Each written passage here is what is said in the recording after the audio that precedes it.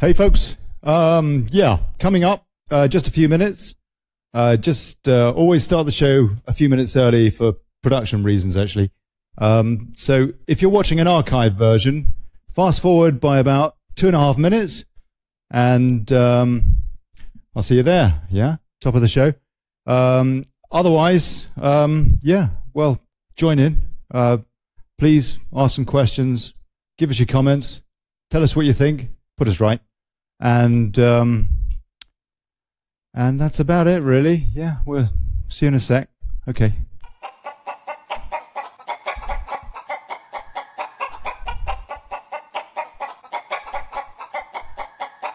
One, two, da di da da. Oh, seems to be working. Hello. Oh, look at that. Oh, okay.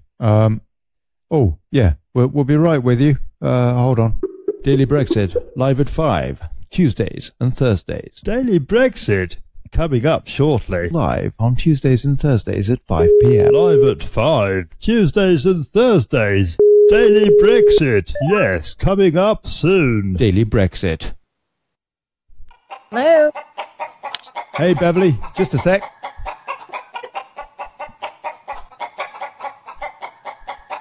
One, two, da di da da. Oh, seems to be working. Hello. It's working. Hello. Oh, look at that. Ooh, Beverley, for okay. goodness sake, girl. Oh, just a sec. Yeah, we'll be right with you. Hold on. Daily Brexit, live at 5, Tuesdays and Thursdays. Daily Brexit, coming up shortly. Live on Tuesdays and Thursdays at 5 p.m. Live at 5, Tuesdays and Thursdays. Daily Brexit, yes, coming up soon. Daily Brexit.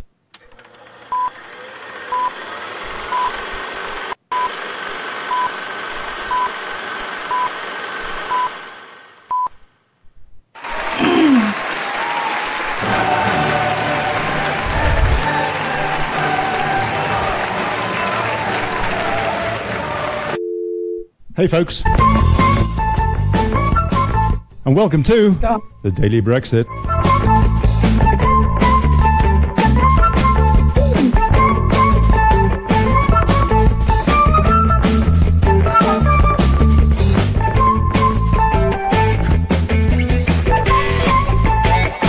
Running on the seat of our pants.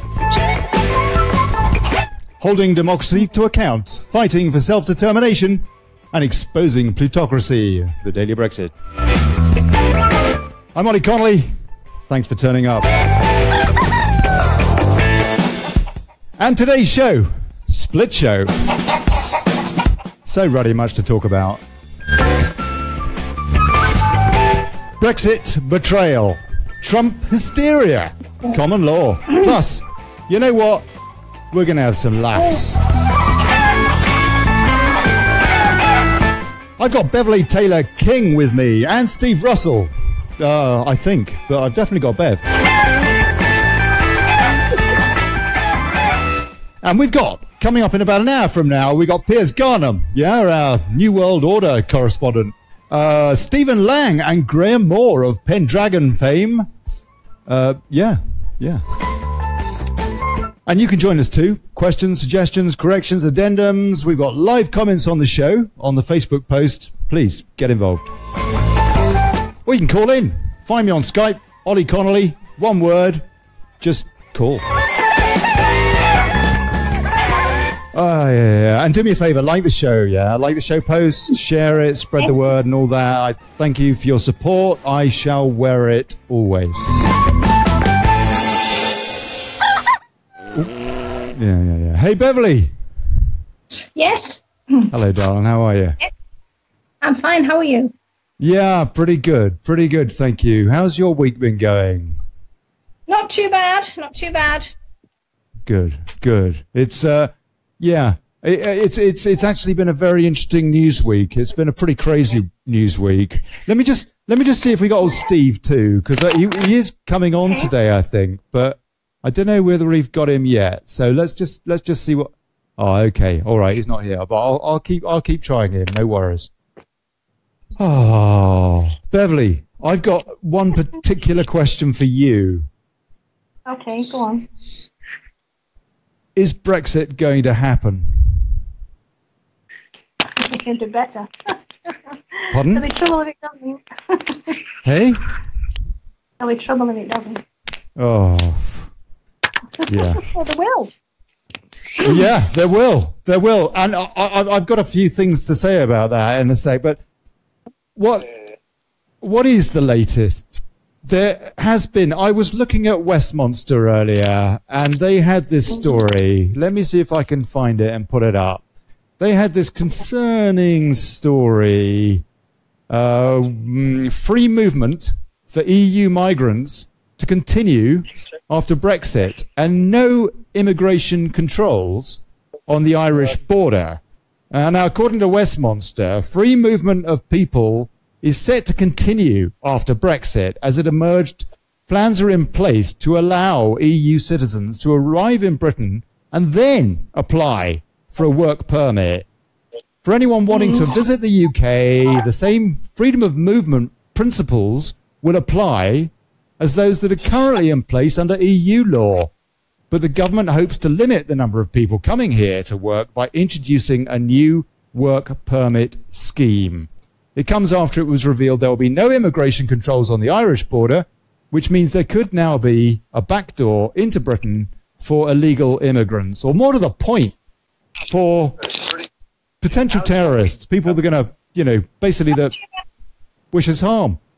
So there'll be no additional checks at ports or airports or the Irish border, but the Home Office is confident it can control migration. Da-di-da-di-da-di-da. It's just absolutely crazy. This is despite the head of the Borders, Immigration and Customs Union saying Britain's borders aren't currently secure and 3,000 more border guards are needed.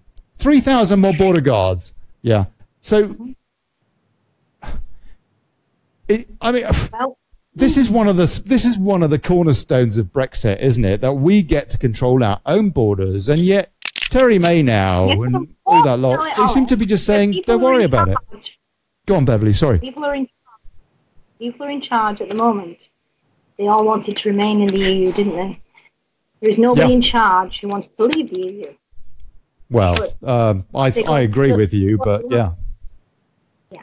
So there should be people that are going to get it out of the European Union that are also going to be in charge of doing that.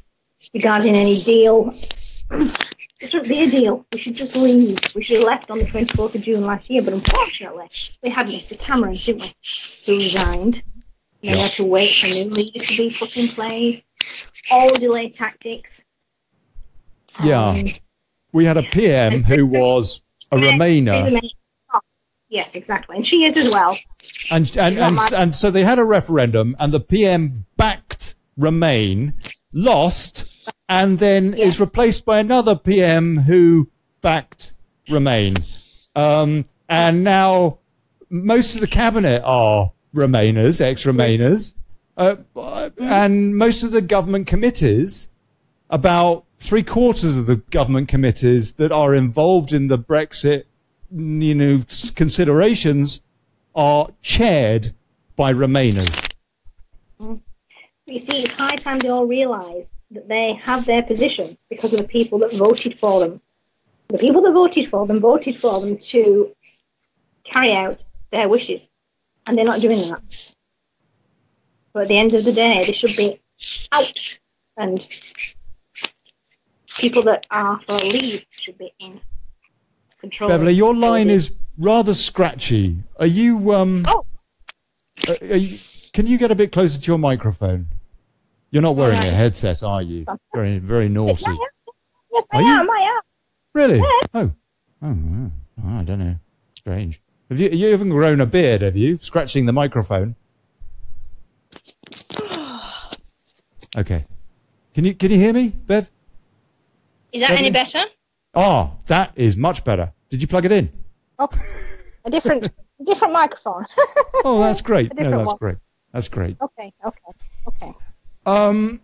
So that's the immigration side of it. And also we are hearing just more and more about this transition deal.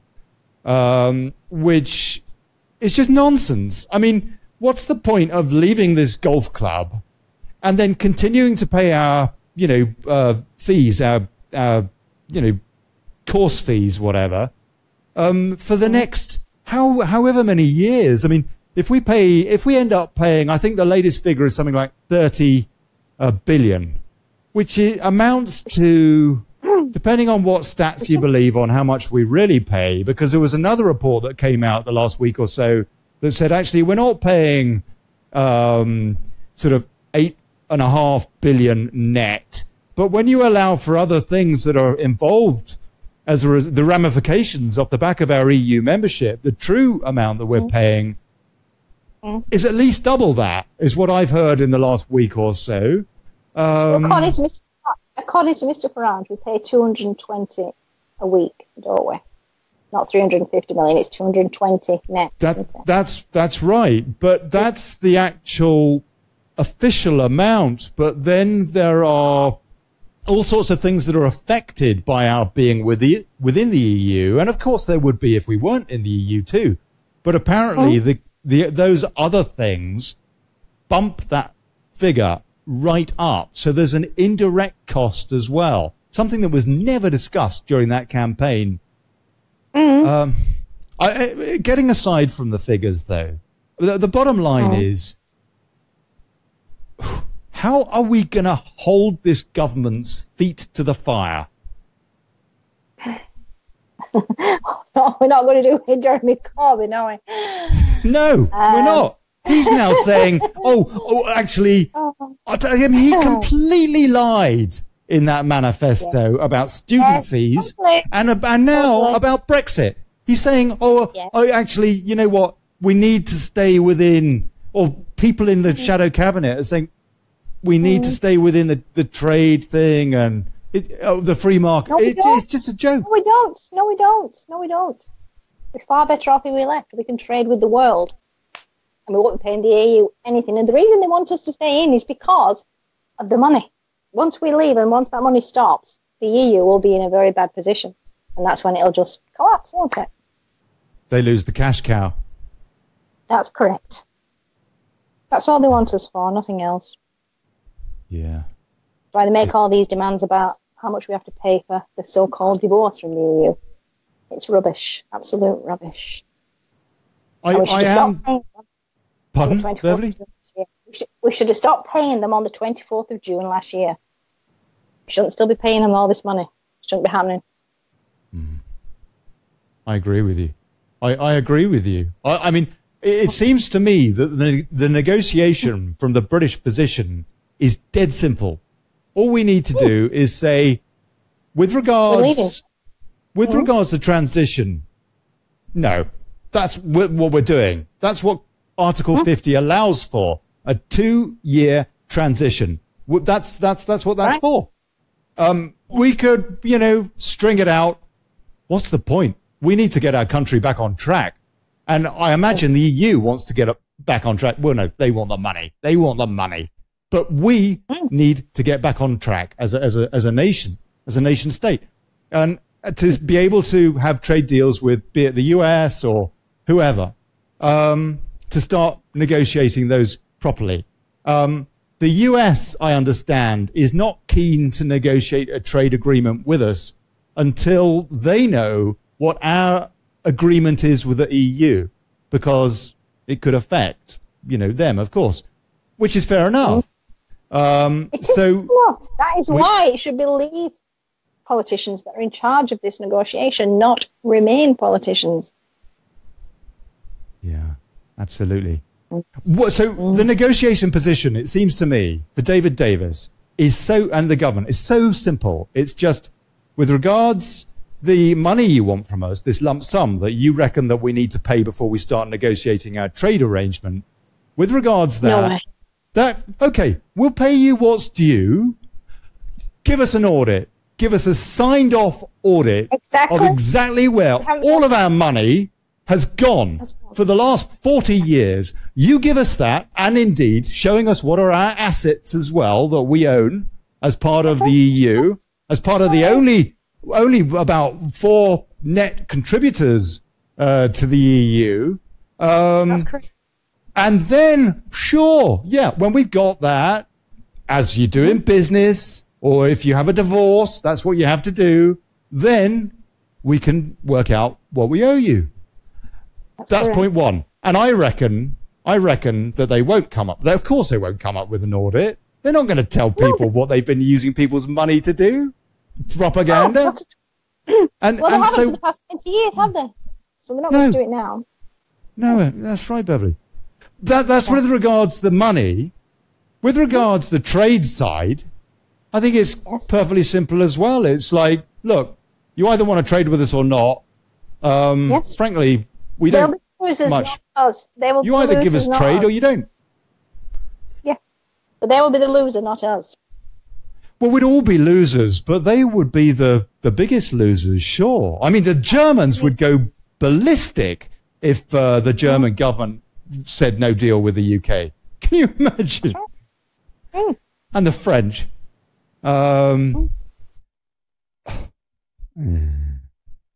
Beverley? Yes, I'm still here, but it's saying there's something wrong. I don't know. Is there something wrong? No, Olly? not with us. No? You're all right. All right. Okay. Okay. All right. Fair enough. Is there anything else? Anything else that we've kind of missed in that, do you think? Anything else that we should be saying to them? Today, I read that Mrs. Merkel has asked if we can delay till December. What's all that about? Till after her election. Yes, because of her election. Well, what's that got to do with us? Yeah, that's right. That's right. Bugger you, Merkel. Tough. It's incredible, isn't it? It's incredible. Yeah. After some of the things that she's said about Britain and our decision to leave, and even if she hadn't, the fact is it's just not in the national interest, and so we can't do it. It's going to cost us too much. I think maybe we should say to her, though, Beverley, maybe we should say, maybe we'll extend if you'll pay our contribution during that time and see what she says to that. Yes, exactly. We're not even allowed to sit at the table with the other, EU nation states now, which is understandable. Yes. But the fact is that we're paying the money still. No. You don't think it's understandable? If Maggie Thatcher had been in charge, I think she'd have allowed him to tell her that you can't be at the table. Do you really think she would have said, oh my goodness me, no. I'm paying you money and you're saying I can't be in the room? I don't think so. I'd like to think not. We've got Chris Ford. Hey, Chris. We've got Chris. We will pay, providing they allow us to stay in the customs union. But we are not complying with the cut-off date they suggest to us. Barnier, didn't he come out? Didn't David Davis admit that Barnier came out and he said, I think that we need to have a transition of about 10 years. Did you hear that? Why? No, I haven't heard that. I must admit, Olly, I haven't. But why? Yeah, no, that's been around. That's been around, that story. That's right. Why? Well, because they want our money again and because they want to draw it out. They don't want us to leave. They want, this is what they do. This is what they did with Ireland. This is what they did with France over Lisbon, yeah? Yes. I'll tell you what. Yes. It's all to do with money. It's all to do with money. And corrupt politicians who are making an awful lot of money out of it too. They're all thinking about their pensions as well. Beverley, have you've got the volume on the thing, haven't you? On your Facebook page. Yes. Could you turn it off? Could you turn off the volume? Turn off the volume. Sorry. You can't get the guests, there. Thank you, Beverley. Thank you. Is that better? No, it is. Sorry. It is. Yeah, no, that's all right. I'll see if I can get old Steve again. But so okay. I mean, you see, I'm kind of wondering now what we need to do to make an impact more than we are. I know we are doing certain things, but I do wonder if we need to basically pitch tents in Parliament Square en masse, like tens of thousands of us, I do wonder if we need to do that, if we need to basically stall the centre of London until we get more of a commitment from this government along the lines of what was decided in that referendum. What do you think about that? Well, it was suggested that maybe we should strike, all of us, and like you say, be in London all at the same time and create mayhem. Maybe then they'd realise that the people have spoken and the wishes of the people have to be adhered to.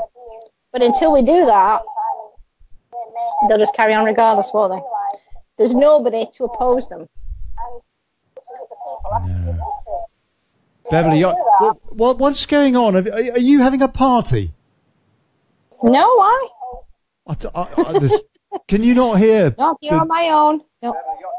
What's going on? Are you having a party? Can you hear that feedback? You're on my own. No. Let me. I tell you. I wonder. Is it me? I don't think so. I don't think. That's kind of strange. That's kind of strange. You know, I've introduced a new segment to the show a little while ago, and let's see how this goes. It's probably going to be terrible, but I'll try. This might be good. I don't know. Probably not. Oh, hold on. Oh, blimey, that was a good start, wasn't it? Okay. Excuse me. Just a sec, folks. Just a sec. Yeah. Right. Yes, we'll try this. Oops. Oh dear. Yeah. Oh. Yes. This is the things you can do section. Hurrah! I'm sorry. Yeah, this is a bit. I know it's a bit Alan Partridge. Yeah. We have got something to do, which we need to do, people. We need to do. And it is things you can do today. Yeah. You need to email the Prime Minister, Theresa May. We all need to email the Prime Minister and tell her to do as she's bloody well been told to do by the British electorate. And I'm gonna good on you. Good on you. We need to spread the word on this. I'm going to show you the address here. Yeah. So let me see if I can do that. Yeah, there we go. Okay. I don't know if you can see this. The website you need to go to is https://email.10. Where's that coming from? I'm sorry. I told you it was a new segment. I apologise. .gov.uk, and I'll put this link in the comments as well, so that everybody can see it. Things you can do today, and all you need to do, go to there, fill out the form with your name, your address, etc. And then there's a bit where you can send you a message. I had a right rant. I'll tell you, I was playing bad cop. So did I. Did you? So did I. Yes, I did. I'm on it. Oh, we're both on more lists. More lists. And then press send, and then check your email. Whatever email address you gave on the form, check your email, because you need to confirm. Yeah. That's right. You do. Yes, confirm. Yes, that's correct. Must confirm. Done that too. Yeah, done that too. Good. So I'll put that on the page now for us, and yeah. What else, Beverley? I mean, really, it's going to need more direct action, isn't it? The thing that worries me is I don't want to get into a situation. What was it old Farage said? He said, what was it he said? Something like, I see Project Fear back, absolutely on full track, and it's being aided by its friends in the liberal media. Yes, I sound like Donald Trump for a moment there, but yes, the BBC's Today programme. You know, it's a great programme. It's been around for decades. It's got a big audience. Do you know, since Brexit, there have been 3 times the number of pro-Remain contributors to the business slot than there have been Leave supporting experts. And you get this diet, and that's from independent research, you get this diet every single day. Brexit is going to be a disaster. Okay, that wasn't actually the clip that I wanted. I was after the after the clip where he says he's going to don khaki and get in a trench. And I don't think any of us want it to come to that.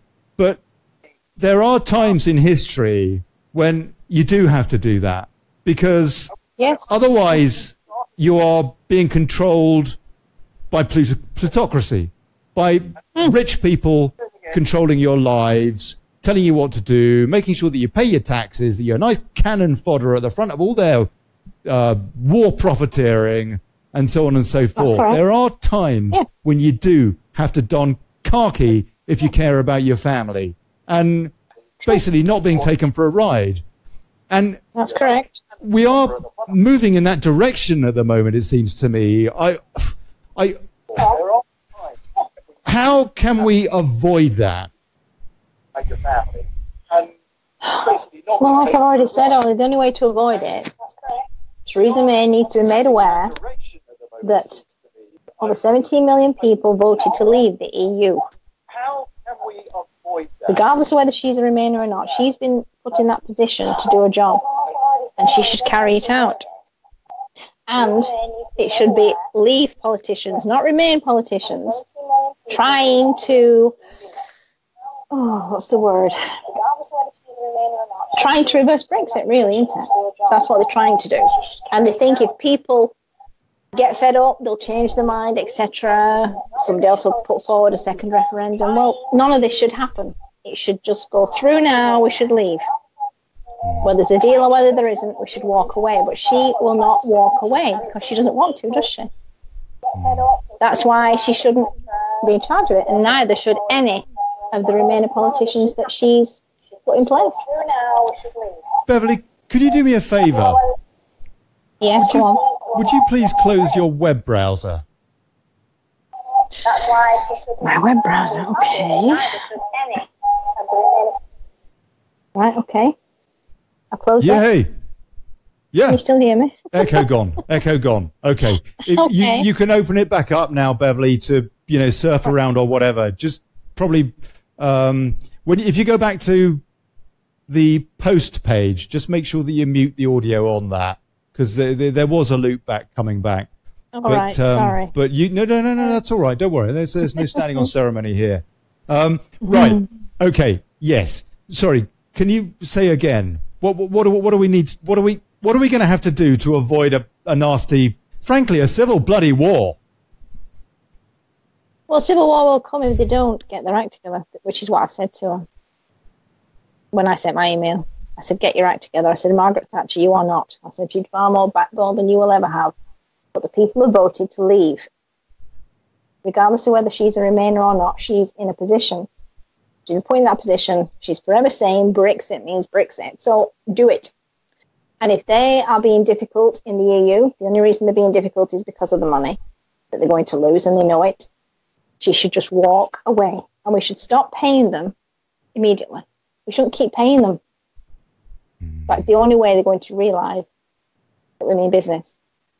But all these people that Theresa May has put in charge that are so, what's the word? Ineffectual people, the Remainers. Yeah. The only reason she's put them in charge is because they have so much to lose, haven't they?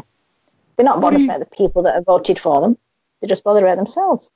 What do you think of this this agreement of minds between Fox and Hammond, who now reckon they've... I thought Fox was supposed to be a Brexiteer. I never really trusted Fox either way, frankly, but Liam Fox... and, I mean, we know Hammond is just a snake. What... Oh, we've got loop back again. That's very strange. No, I'll turn it off. No, I'll turn it off completely. Keep your browser open, because you might want it. You might need it. But get rid of the page of this page or whatever. Yeah, it's fine. I've done it. It's fine. Thank you. Alrighty.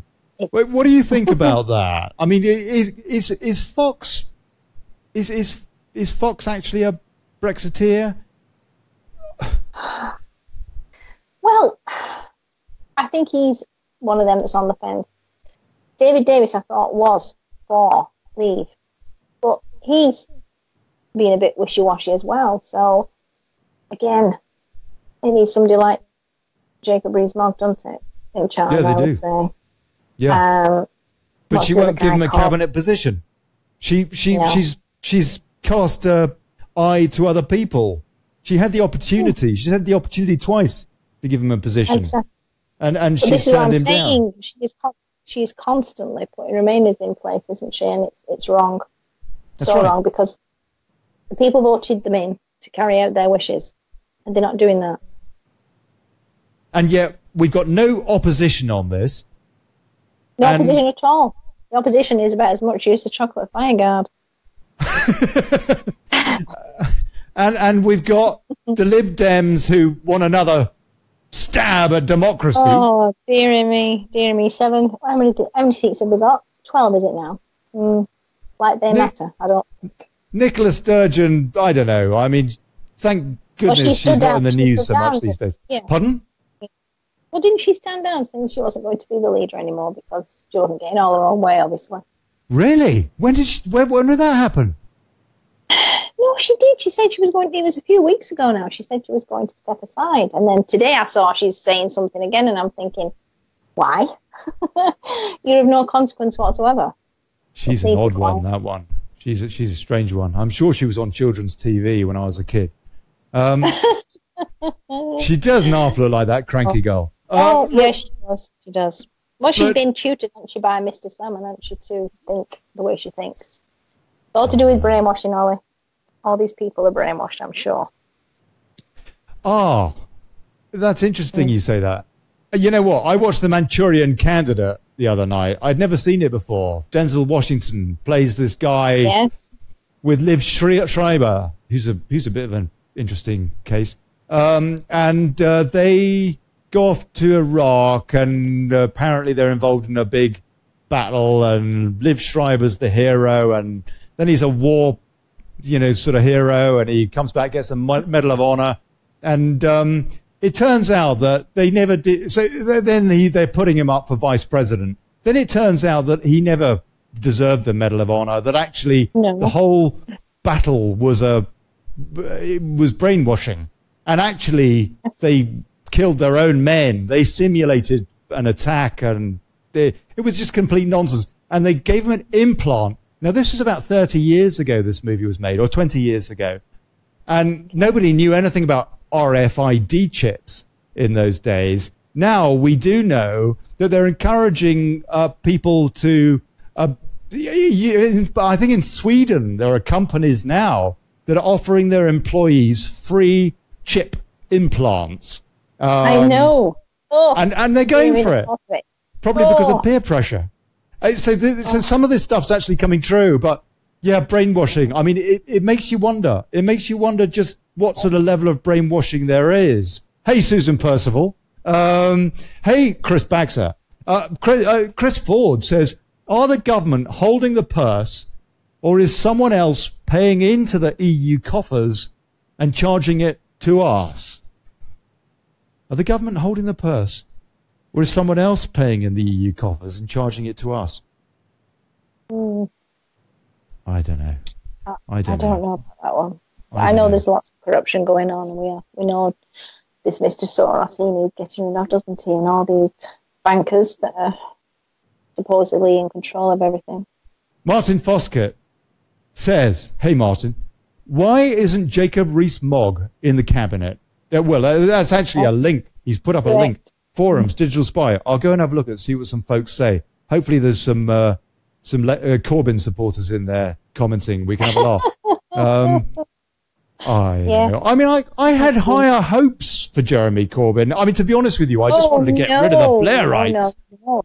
You tell me. Communist. Yeah, you tell. Well, okay. So, what's Tony Blair? He's not a communist. Well, I don't know. Tony Blair was like half Tory and half Labour. The only reason he got in was because he was under New Labour. Otherwise, he would never have got in. But of course, he made a complete mess of things, didn't he? Yeah, I think so. I think he should be at the end of a rope, or in the bottom of a dungeon under the Hague. Instead of which, the Supreme Court, that Tony Blair created, those Supreme Court judges have said that no private prosecution because state secrets. It makes you sick. But I do wonder, I mean, I didn't think anything, and I still believe, nothing could have been worse than Blair. What he did in Iraq was so immoral beyond belief. What he's done with the UK, opening up the borders and just saying, hey, it's fine. And how many terrorist attacks have we had this year? Three. Westminster Bridge, Borough, Manchester. And that's just the ones that, we know about. And then there's an acid attack every other day. Every other day for the last 5 years, they reckon. But as well, Cheers, Tone. Cheers, Tone. Go on, man. Big one about the NHS. But he was, okay, apparently it was John Major that started that PFI situation, but he didn't get a chance to fulfill it, did he? But Tony Blair did. What's that? So that's costing the NHS. Private finance PFI. Initiative, yeah. Yeah, that's right. But, I mean, they're the same, aren't they? They're the same. Major and Blair are like two peas in a pod in terms of their policies. That's what I'm saying. That's why Blair got in, because he was New Labour. If it had just been under the same banner of Labour and it was a different person, there is no way that Labour would have got in 1997. The only reason he got in was because of, well, his connections, I suppose, and the fact that he was saying that he was New Labour. It wasn't going to be like before. He was a good-looking bloke. And he seemed to have a nice personality, a regular kind of guy. Hey, yeah, I can feel at the time. Hand of history on my... the hand of history. This isn't a day for sound bites, but... so, surely Corbyn is an improvement on him? No. Oh, come on. Definitely not. At least he's a bit of a peacenik. I mean, and as long as you're not Venezuelan, yeah? Communist. He's a communist. Communism doesn't work. I'm not saying he's right. I'm just as an intellectual argument, wondering which of these two characters you'd rather have as the leader of the opposition. Okay, this is silly. Neither. Yeah. Okay. Labour actually is pulling itself apart, though. There is somebody in Labour that's okay. What's she called? A lady. Oh, dear. Champion? Jane Champion? No. She's recently said that we do have problems with the Muslim community and that we need to, address it. Yeah. And she's subsequently asked her to resign. She's had to quit. Yes. Yeah. Because a whole bunch of... They don't want to lose their Muslim vote, do they? And they don't get any votes from those abused kids, do they? Because they're all underage, so they can't vote, let alone twice. Exactly. Yeah. Who is this person? Who is this person? Gisela Stewart? Gisela Stewart. That's the one. She's awesome. She's awesome. Yes, she's lovely. Yeah. She'd be okay. She's bright too. Okay. She's German, isn't she? She's actually German. Yeah. Doesn't matter. She's still, I can tell, a very nice lady. So she'd be okay. But of course, people won't like her because she speaks the truth. And of course, unfortunately, in this country now, we're at a point where people don't want to hear the truth. And when they do hear the truth, that's when violence seems to start. I've got a few comments here. There will be civil war. There's no question about it. No, I don't think, because everything's just gone too far the other way. You think there's no question about it? Yep. Everything's gone too far. Perhaps not right, not immediately, but in the next few years, I think there will be civil war because things cannot continue as they are, Olly. People have had enough. The thing is, it's actually a few things, isn't it? It is Brexit, but it's also it is this Muslim situation that we have, or rather this extreme Islamist situation. That's right. It's also the child abuse inquiry, the IICSA. What's going on with that, Theresa May? What's going on with it, girl? Exactly. What are you trying to cover up? All your VIP pals? All your pedo pals? Yes, that's right. She knows for a fact, I've said this before, there's 114 that are somehow involved with Westminster. So obviously she's not going to pursue it, is she, when she knows there are people that she's probably close to that are involved. And the reason they get involved in the first place is because of the way they are. But the reason these people do involve them is so they can blackmail them to implement anything that they want in Parliament. So it's perfect. It's a perfect example of when that occurred on London Bridge. What was the first thing they did the day after, or a few hours later? I can't remember. Every single politician in the House of Parliament stood up, and the first thing they said, "Yes, we feel for the people that have lost their lives, but we must not upset our Asian or Muslim communities." Every single one of them. And I'm thinking, which planet are they on? It's incredible. What about the people that have lost their lives? What about those families that have lost people that they love? Same with the Manchester Arena. Same situation. They seem to be more concerned about upsetting people that have caused the atrocity in the first place, instead of worrying about the upset they've caused to the people, the families, and those people that have lost their lives. And that's what's wrong with this country. It's what's wrong with this government. With our politics. Yeah, our politicians, they need to realise people of this country matter. People of this country vote for them, and they should act for the people of this country, not people that are not originally of this country, shall we say. Martin Foskett says, comparing Blair and Corbyn is like deciding which is better between rabies or Ebola. Christopher, go on. Chris Baxter says the working class has been in an abusive relationship with the monster raving Labour Party for years. Labour despises the instinctive patriotism of our people. Exactly. Labour loathes our deep and abiding national pride. Labour has a funny turn if anyone mentions immigration. Yeah, I think they do. I think the Tories do as well, really. They're protecting the people who vote for them. That's what it's all about. They're just worried about the votes, aren't they? It's Sarah Champion up in Rotherham, isn't it? I think she's MP for Rotherham, no? Sarah. I might have said Jane. I think that she directed Chariots of Fire or something. Chris Baxter also says, whatever part of the country you are from, and whatever your parents did for a living, May looks like she is firmly and forever on the side of the British people. If you come from the kind of background where people had jobs and not careers, then voting Labour is an act of self-loathing. I don't know about that, Chris. I don't know. May, to me, doesn't look like she's on anybody's side apart from her own, really. I don't know.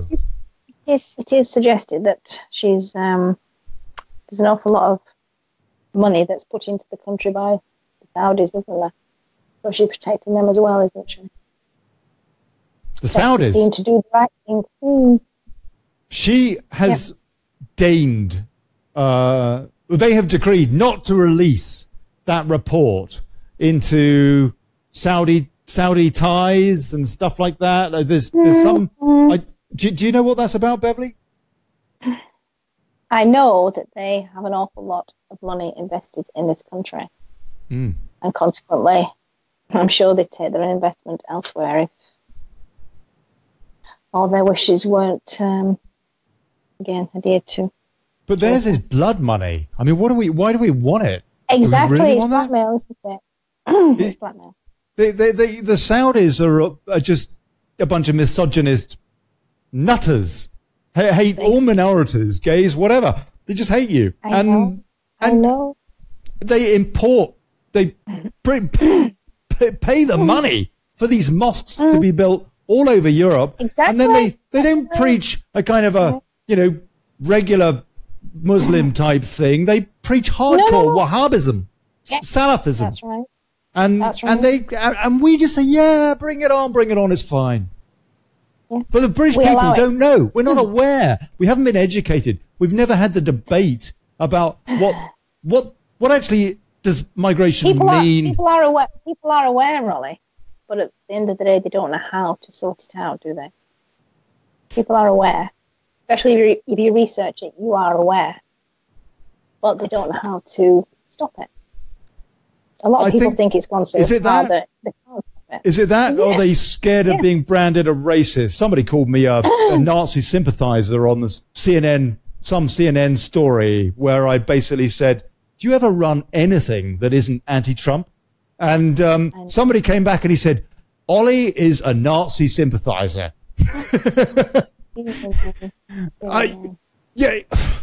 Have you? Okay, let's talk a bit about this Trump stuff. Yeah, because there is a big parallel here. Yeah, it's actually all part of the same war.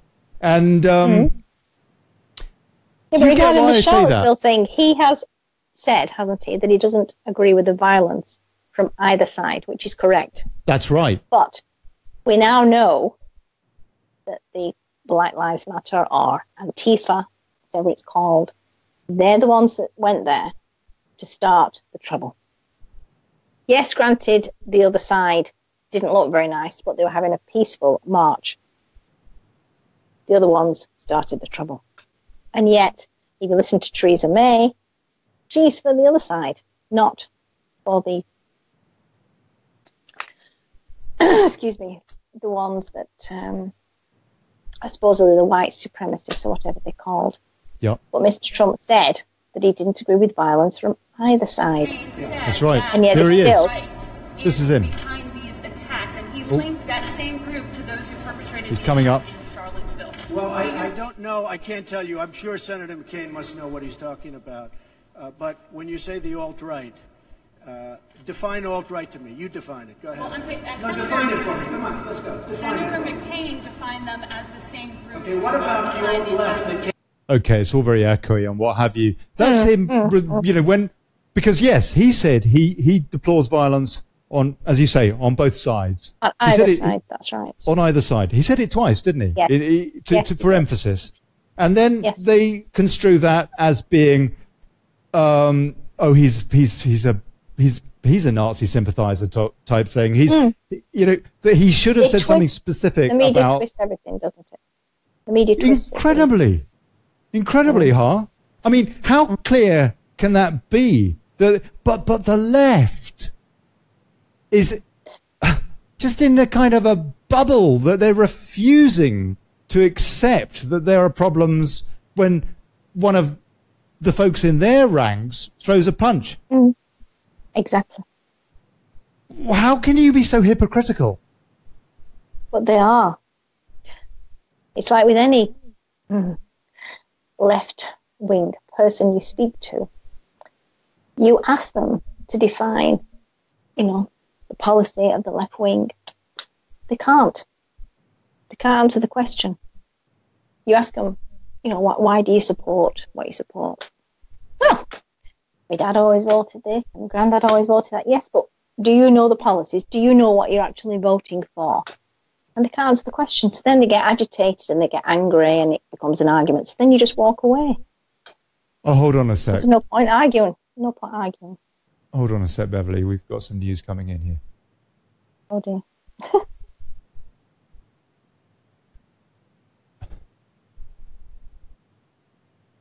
Spain terror attack. 13 dead. Gunmen holed up in bar after truck plows into crowds. Oh. Spanish police have confirmed a rented truck. This is just in, yeah? Has struck a crowd on a popular tourist street in central Barcelona in what they're calling a coordinated terrorist attack, with local media claiming there are up to 13 dead and many injured. According to reports, the van involved in the incident left the road and entered a pedestrianised area of the walk and did exactly the bloody same as happened time and time again. Yes. Spanish newspaper El País reports 2 attackers are now entrenched in a bar in the nearby Raval de Barcelona district. The men are reported to be armed and to have taken hostages. But Spanish emergency services denied there has been a gun battle. France 24 reports a passport was found in the attack. Oh, they always find a passport. Yes, it's amazing, isn't it? What is that? What is that? Belonging to a man with an Arabic surname, while local broadcaster Telemadrid and El Periódico reports the name of the man who hired the van involved in the attack as Dris El Ukbir. El Mundo quotes police sources who told the paper there were at least 13 dead after the attack. This has just happened, people, this afternoon. After the attack. How many more are there going to be, Ollie? How many more? Pardon? How many more are there going to be before we wake up? It's just incredible. These people should, no disrespect, but these people should not be living amongst us. Their culture is totally alien to our own. And Mrs. Merkel's got an awful lot to answer for. But as well, encouraging these people to come to Western civilization, it's wrong. We should, with the foreign aid budget, for example, we should use that to help them in their own countries, yes. But they should help themselves as well. They shouldn't be able to be amongst us and be doing the things that they're doing. And again, there's 30 people now, again, lost their lives. How many more are going to lose their lives because of political people who think they're doing the right thing, but they're not? They're importing people who are uncivilized. What people need to remember is that the first duty of government is to protect its people. That's the correct. first duty of a government. Exactly. And that's why I'm saying, Ollie, people are so angry now that there will be civil war. It might not be now, but there will be civil war because it cannot continue, because government will just, again, this will just be over again. Nobody will say anything. Be a couple of days and it'll all be shoved under the carpet again. It wasn't this, it wasn't that. Well, no, got to stop. I'm going to play this. Let's see if we can hear an update from Telegraph.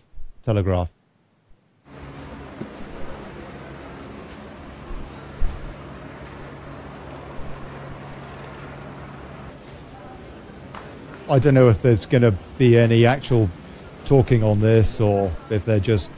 Here we go. Spanish police say dozens are injured. Which part of Spain is it on? Do you know?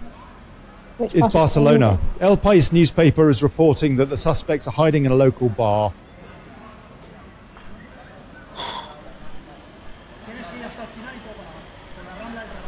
The street is one of the most popular tourist spots in the city.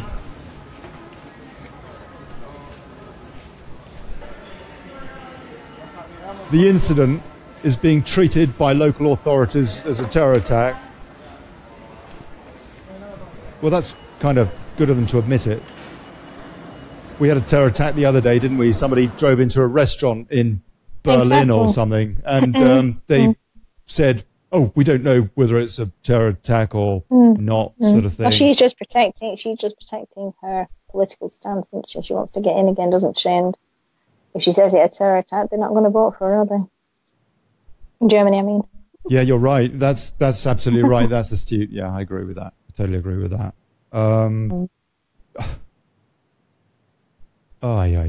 We were going to talk more about Trump. Okay, let's leave this terror attack. Yeah, I mean the fact is, if this had been a couple of years ago and a story like this had happened, then we'd spend a bit more time on it. It's a terrible thing, but we're actually becoming acclimatized to these attacks.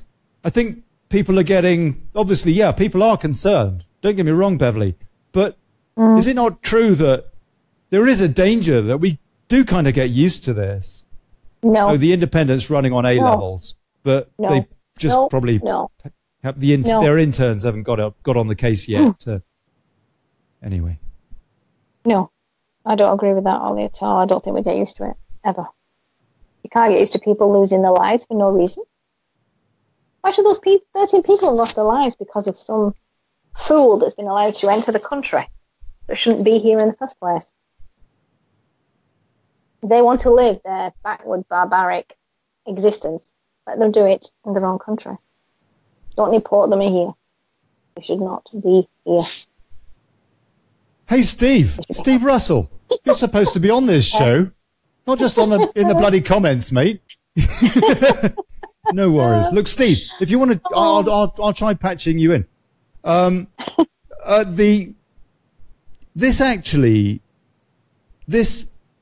These terrorist atrocities that go on, what people don't seem to realize is that they justify Trump's stance to halt migration from certain particular hotspots.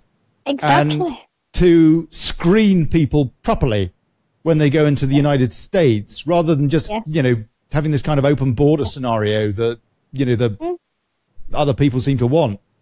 He's talking about protecting his people. Exactly. And that's what everyone should do. Protect your own country first. Do you really think, Beverley, that enough people are fed up now?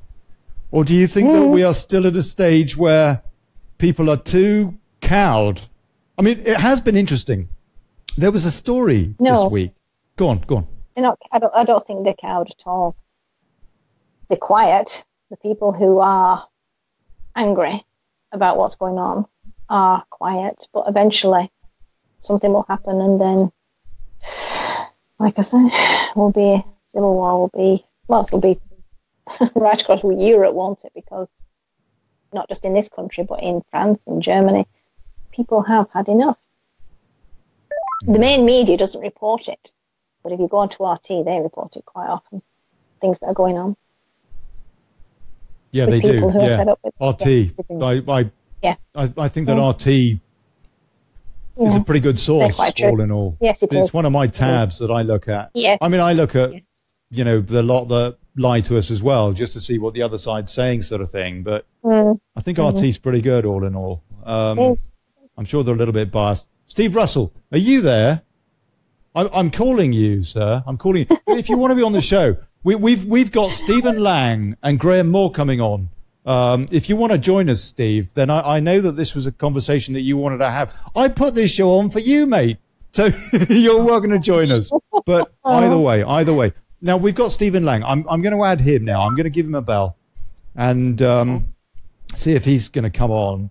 He is the boss at motivateradiofm.com.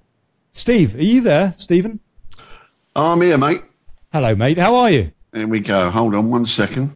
I'm just sorting out my own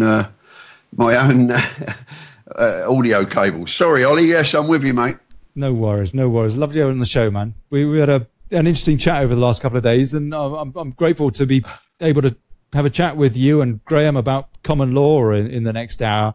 Have you heard about this terrorist atrocity? He should be there. Grahame should be there if you want to call him in very shortly. I'll pull him in. Let's hear what he has to say too. Have you heard about this atrocity in Barcelona? It just happened. Yes, I have. Apparently, it's another lunatic, or shall we say, another badly educated person. Could be either, couldn't it? Which has decided to run a van into a load of people again. Excuse me 1 second. That's all right. It's incredible. One thing that I want to say about, we were just talking about Trump's stance on this and how he's been vilified for his position for trying to protect his country from precisely what's just happened in Barcelona. And then we were talking, Beverley and me. We've got Beverley Taylor King on here with us, Stephen. Hi, Beverley. Hi. How you doing? I'm fine, how are you? Well, after Charlottesville, or during, as it happened, he denounced the violence on both sides. He emphasized that. And yet, all the Clintonista leftist, if you like, alt-left, he now calling it Trump, which sounds about right, actually, as opposed to alt-right, alt-left, just crying him and all the rest of it. Now, we've got the Bushes. Bush Senior, God knows how he's still alive. So much baby's blood, I suppose. And Bush Jr., W. We've got those two who are saying how he is a kind of a sympathizing with white supremacists and that is out of order. He's not. What do you think about that, Stephen? Well, he's not. I mean, that's a complete load of garbage. I mean, that's an attack by the left again, as usual, which they call liberalism over there. It isn't liberal at all, their attitude. Sorry, no, it's not. But that's how they see it. We say the left, but it's different in the States to what it is here. They just use different words, but it means the same thing, as you know. At the end of the day, they're going to attack him, and Trump is not his own. He's his worst enemy sometimes, because he's not as, let's say, well schooled in how to speak politically, and that's really the problem. The guy is a businessman, and he is a total patriot, and he wants his country back to if you like, the way it was. It's you know, everybody moves on, every country moves on, things move on, times change, but the one fundamental thing is that should never change is your nationality, and it is your damn duty to make sure that it doesn't disappear. Correct. And the problem what we've got right now in this country, as well as the United States, and I speak to plenty of people over there on my shows, believe you me, and I can tell you now, hand on heart, that these people elected him because of that one specific reason. They want the United States back, and they want to take control back, the same as we do with us over here. We have got the worst thing that everybody's got to try and understand, if you like, is that there is only one real cause to this, and that is our own people and the apathetic attitude which has sunk in so deep now in this country because of pressure, if you like, because of other factors that you were talking about earlier on, Ollie. You know, people are working longer hours now, earning less money than what they were 10 years ago. And there's a very good reason for that, you know. And why do you think all these people want to bring more people into this country? Man, I could go on forever. Please stop me. People have got very short memories too. Yeah, I mean, this hypocrisy of W called for a, quote, a crusade. Yeah. He called for a crusade off the back of 9/11. And actually 9/11, they let it happen. They let it happen. The CIA told the White House. They told, I know, I've interviewed Susan Lindauer, the Iraq asset, and she was telling me how we were telling them in the White House there's chatter on the internet about flying planes into buildings in Manhattan. They ignored it. They didn't want to know anything about it. In those years, traveling in America was like getting on a bus. That's right. All those American people that were on those planes, it was like getting on a bus. That changed after 9/11. It certainly did. That's the security complacency. Then, I had a situation where we went to America. My son was 10 years old. Myself, my husband, my youngest son, no problem. We were stood there for half an hour, and this woman was looking at these passports. And I said, excuse me, I said, what is the problem? She said, James Taylor. I said, excuse me? I said, he's a 10-year-old child. Yes, but there are so many James Taylors here, ma'am, I have to check it. And I'm thinking, I don't believe I'm listening to this. But she was doing her job, weren't she? And my 10-year-old son, because he's got that name, there must be an awful lot of people that have that name that were criminals. And until she checked it thoroughly, she won't let us go through. But before that, 9/11, it was like going on the bus. It was just a ticket. They didn't check nothing. They didn't do nothing. So all these people that are that mindset, 9/11 was easy for them because there was no security. Yeah, nobody checked. But they would have had no reason as well. Excuse me, but they wouldn't have had no reason to be any different. A lot of people can turn around and say, "Well, it's complacency." You can go right back in American history. They did the same thing with Pearl Harbor. They didn't believe that they were never bombed in the war until Pearl Harbor happened, and then that effectively brought them into the war. But at the end of the day, you know, when you live in a country which is a superpower, and what that should actually do, you know, somebody asked me this question actually, Ollie. What sort of country would you rather live in? Would you rather live in a country which you feel safe in the sense that is feared by other countries, or would you rather live in a country that is not feared by other countries? Well, mate, I would far rather live in a country that is feared by other countries, because that gives me the sense of safety and security. Absolutely. You know, and what we've got right now is exactly the opposite to that. It's being undermined day in, day out. And the one thing that this government and other governments have failed to do every single time, and that is the first rule of every government, and that is to protect the people they're in. And they are failing to do it. They have failed to do it over and over again, and they're basically treasonous now. It's getting serious. And these people, what's going to happen here, let me tell you, ain't going to be far off of what happened in Iceland sooner or later. Well, what happened in Iceland? They did jail people, but it was a peaceful revolution, wasn't it? I mean, it's obviously a much smaller place, but it worked beautifully. Yes, no? Because, well, they took pots, and it's something that wasn't also very, very highly publicised, oddly enough. No, that's right. That's right. The plutocrats, they didn't want anybody to know, really. And now it's a success story. And nobody talks about that either, really. No, they don't, because they're doing very well, thank you very much. Yes, exactly. Yeah. That's why it doesn't get reported. Well, what it does is it proves it can be done. You see, the problem is, it's like I said to you, the hardest thing is going to be changing the people's mindset, getting them away from this apathetic attitude and believing that it can be done. Listen, the world is a stage, and that is why everything that goes through Parliament is an act of Parliament. They're playing a game here, and it's time their game came to an end. An end, yes. I suspect, Stephen, having said that, you agree with me that words are magic. Oh, listen, the power in the English language is immense. Everything that we do in this country has been hidden from us from when we were kids. The educational system, when they got involved in that and the left got hold of that and they changed it and they took away grammar schools and said, well, let's give everyone the same level of education. Let's make it comprehensive. But what they didn't tell you is they lowered the level of education. So they dumbed down the public, dumbed down the next grade of the population. And that's been going on forever and a day, so that you don't ask questions. Back in the 50s, they took away a subject called civics. What did civics do?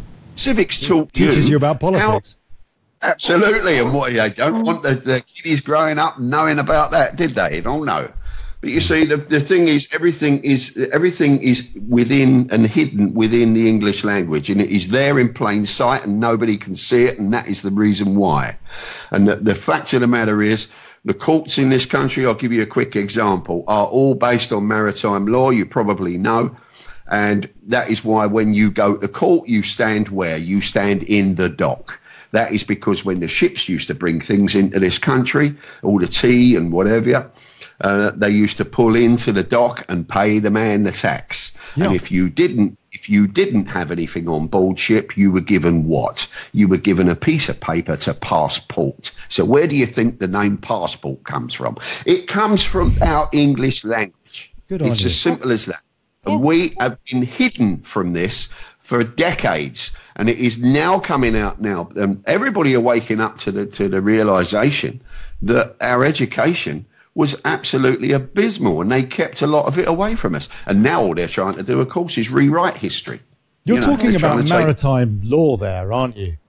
Absolutely. Can you explain the influence that maritime law has on us? Well, I know you just did a little bit, but what I mean. Well, it has every bearing whatsoever, because what it has not got is it's got no real jurisdiction over us, because we are free people of the land. I'm not lost at sea.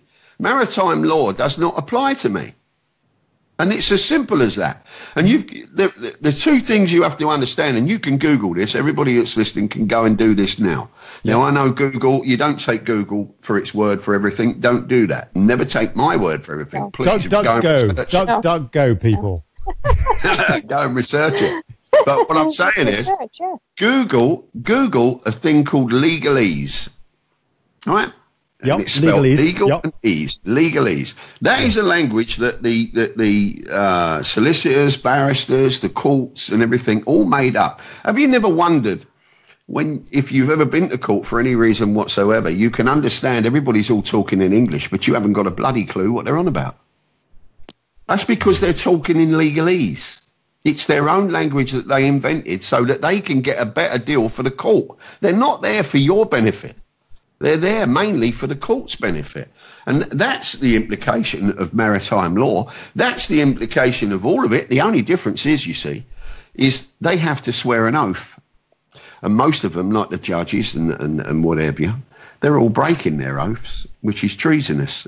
And I hope you get Grahame Moore on here, because that man can explain it to you much better than I can. I was going to ask you, because Grahame, if you're watching, please connect with me on Skype, because you're supposed to be on the show, mate. And you need to connect with me on Skype, or just call me, Olly Connelly, one word. Would you like me to call in, Ollie?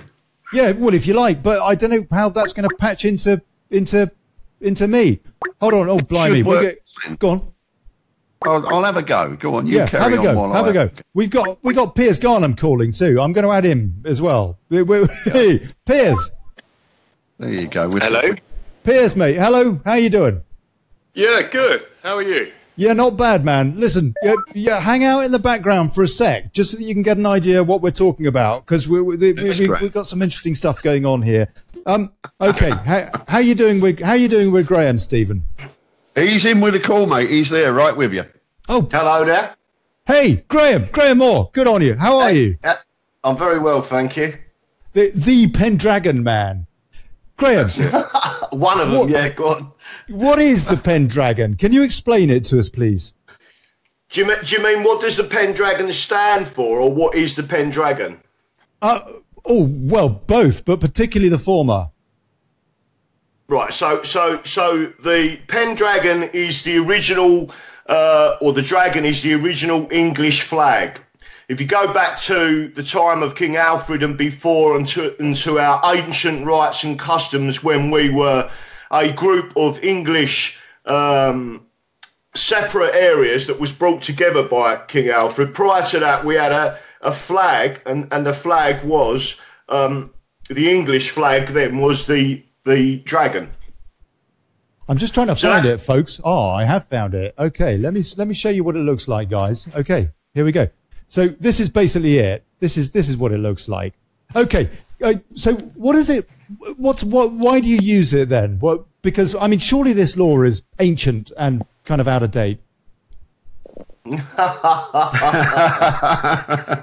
Right, let me explain a few things. Right, so the first thing to remember, you will get a number of people that will try and tell you that the Magna Carta has been superseded. There's been, all these different things. I'm going to ask someone, or I'll ask your audience, when you said the Lord's Prayer, and you said forever and ever amen, yes, that is an oath between you and God.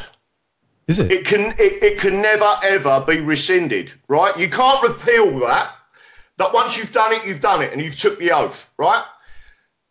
What happened with the Magna Carta was that was in perpetuity, and at the end it says amen. In perpetuity, for those who don't know, means forever and ever. It does. So, first of all, the Magna Carta wasn't and is not a statute. It predates Parliament. It cannot be repealed by Parliament.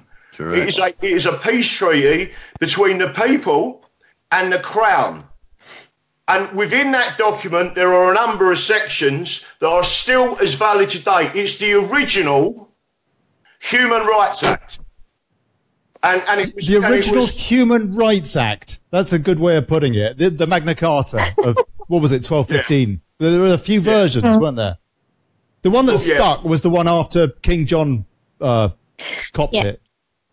Mm-hmm. So there's only Article 1, 13, 39 and 40 relevant now. Though. I mean, this is all to do with Avalon and down towards the Glastonbury and all that kind of thing, isn't it? Where you pulled the sword from the stone. And it's all to do with kind of dragons and... Oh, for crying out loud, Piers. Listen, mate, just hold on and listen for a sec. Grahame, educate us, please. Wait, what is... is it not true that there are only a few clauses now that remain in effect? And, Yes. and I think that Beverley 113, correctly 39 cited and them. 40. Yeah, 113, 39 and 40. You well, disagree with that, Graham? I do disagree with that. And one thing that I will say to people is this, and it's quite simple. Yeah, in the 1970s, the establishment or tyranny, whatever you want to describe it as, yeah, Yep. they removed constitutional law from the curriculum, and well before then, they removed constitutional law from the curriculum within university degrees for studying law, right? That's factual. So when you look at the people who say only these now remain, I'll always refer back to in perpetuity, because it was never a statute and therefore cannot be repealed. Parliament cannot repeal something that it has no control over. It never did have any control over that. But surely we do. Surely we do. As a democracy, we can change the law if we want to. Whether or not it should be done is another matter. Mm. Well, the answer to that is you are correct, but you are only correct in as much as you've got to understand what constitutional law is. First of all, it is the foundation of all other law. All other law sits on top of it. So if you look at the 15 constitutional documents, imagine that's concrete and the foundation of your house. Those 15 constitutional documents are then mixed together with what's known as oaths. And those oaths are what are being betrayed. And that's like the cement mix that binds them together. And when you mix the two together, you get a foundation or constitutional law that is the basis for every statute law that sits on top of it. Now, if you take that into the Houses of Parliament, statutes sit on top of the foundation law or constitutional law. If any statute law interferes with the foundations, it is automatically void unless they go to the people and they ask them. If they don't, then it's automatic. If they was to pass that law, it's void. And that's not me saying it. That's the judicial reviews books that I've got all around me that tell you exactly that, which they don't teach the lawyers anymore. And that's not even including international law, which something you've got there, Graham, is it? Yeah, no, that's what I mean. I mean, at the end of the day, there's different things that we've signed up to throughout the world, but you will get lots of people that are, well, not lots, funny enough, but the people that want to take your rights away will tell you that this is invalid, that's invalid, this is invalid, which is absolutely rubbish. The only way you'll ever know if something's invalid is if you stand up in front of a High Court judge, you put exactly your point, not a barrister put it, yeah, you put it, because if you've got a client claim to right, yeah, which you have, which they haven't told you because they took it out of the curriculum, but now you know what your rights are, you stand in front of that judge and you say, and this, and this, I have a claim of right and I am claiming that right, and you see what happens. Well, I have seen various videos on YouTube. This movement is quite big in the States and Canada, is it not? Bigger than in the UK. And I've seen lots of videos of common law aficionados who have gone to court and they presented basically the case that you've said and refused to accept the jurisdiction of the court, and the judge basically had him put in jail. So it doesn't actually... Go on. Okay, yes, please. Can I just stop you? Can I just stop you? Of course you can. Out of request, and I'm very busy, I've come onto this show, right? I can hear a person in the background laughing that seems to think that our constitutional rights are funny. I don't think they're funny.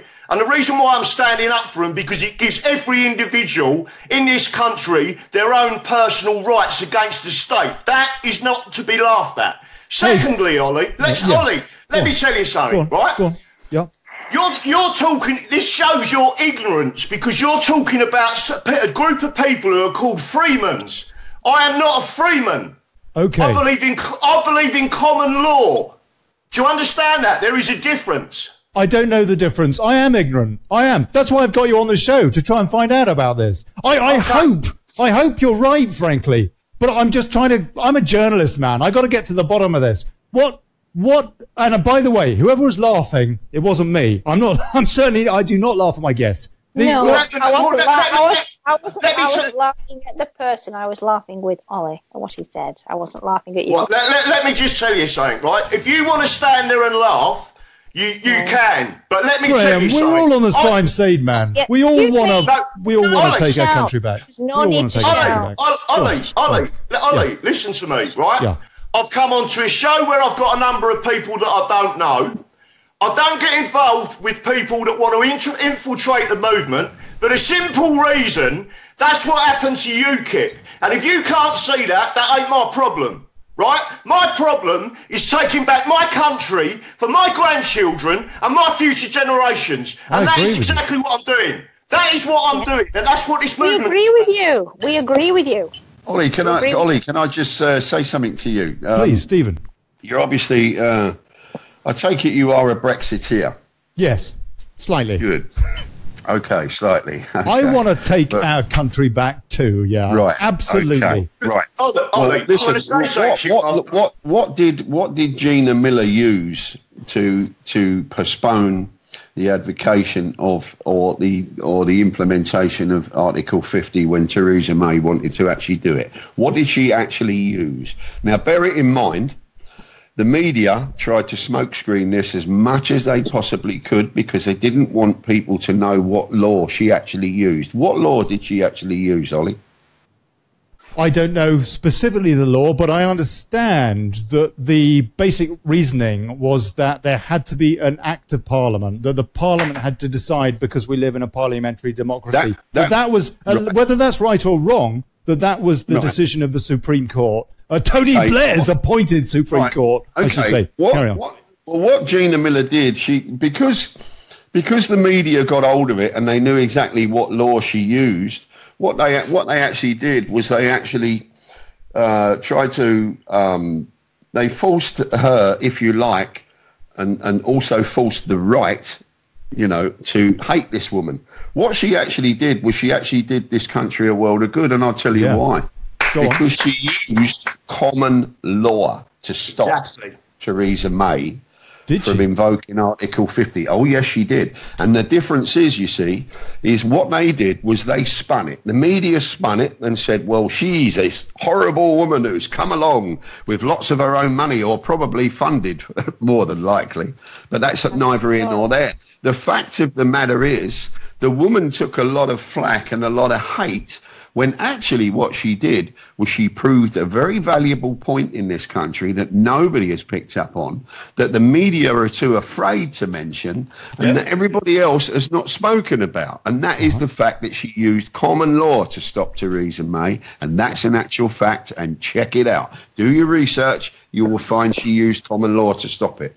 What exactly... now, yes, let me be perfectly clear. I am ignorant about the law and largely about legalese, yeah? First of all... best part of the country. Well, yeah, that's why I want you guys to explain this. First of all, what is common... How would you define common law? Right, I'll define it to you in this way, right? And it's a very simple thing to understand. Common law is our ancient rights and customs and our constitutional laws, right? That includes, and it's not just the Magna Carta. Mm-hmm. It's the Bill of Rights of 1688-89, which was brought about by the people in the Glorious Revolution. Those rights still exist today. They are our rights. Yes. No one is allowed to take them away from us, right? Okay. After that, you've got others, but now we've walked in. Every 400 years, we seem to be walking into tyranny, and that's what we've got now. So it's now time to the people, with no violence, which is what I'm saying, do not use violence. You use their system and their resources against them. The reason I don't go on, and I do get plenty of requests from mainstream media, is because they are against common law, because they don't want it. They don't want you to know what your rights are. If they wanted you to know what your rights are, they'd be on that box telling you. So why I don't talk to mainstream journalists and why I don't entertain any form of negativity is because I don't need to. I've got plenty of people listening to me all around the world. Why do I want... There's no upside to speaking to them people. Ask Nigel Farage. There's no upside to it. He did pretty well with it. I mean, he forced a referendum. Look, George, sorry, Graham, look, mate, I'm not... look, frankly, we're on the same side. We want to take our country back. I'm just trying to work out what opportunities we have to do it, and how valid they are and what have you. And I don't know anything about this, and so that's why I've got on the show. So please don't think that you're in some kind of a trap here, because you're not. Right. Well, let me on your side. Right. Well, let me tell you something now. Well, let me tell you something. You're never ever going to take the passion out of my heart for this country, ever. Right? I don't care who they are. Mate, let's not make this about you or me. Let's make this about the subject, common law, please. Right. Don't shout so much, because at the end of the day, we are all on the same side. We're all passionate about and patriotic about our country. Well, nobody's against you. Can I just say something? If you're that patriotic, can you tell me what the oath was that the Queen swore on her coronation? And it was what's known as the ceremonised oath. It is the ultimate in oaths that she took before God, and she turned and faced the people, and we had to accept her as our monarch. So you tell me what she said in that oath. I haven't got a clue, personally. Well, you should have. Why? Is the answer. And well, maybe. But like you said, they stopped teaching civics. She said when, not on, I don't know what she said on the coronation, but she did say when she was 21, when she wasn't even queen, that she would always be of service to this country. That's what. In the oath in particular, right? What she did was she took an oath to us as people, and her oath was to uphold common law, to uphold our ancient rights and customs as we have always had, and as our ancient and our ancestors have always held dear. And she then said, I swear this oath to you and to God, right?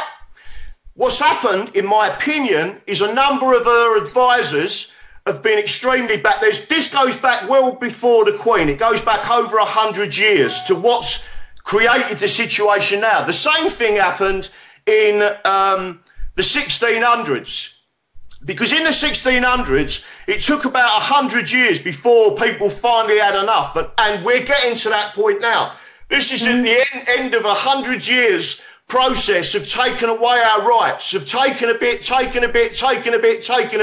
until in the end, they took our country away and they sold it basically to the European Union.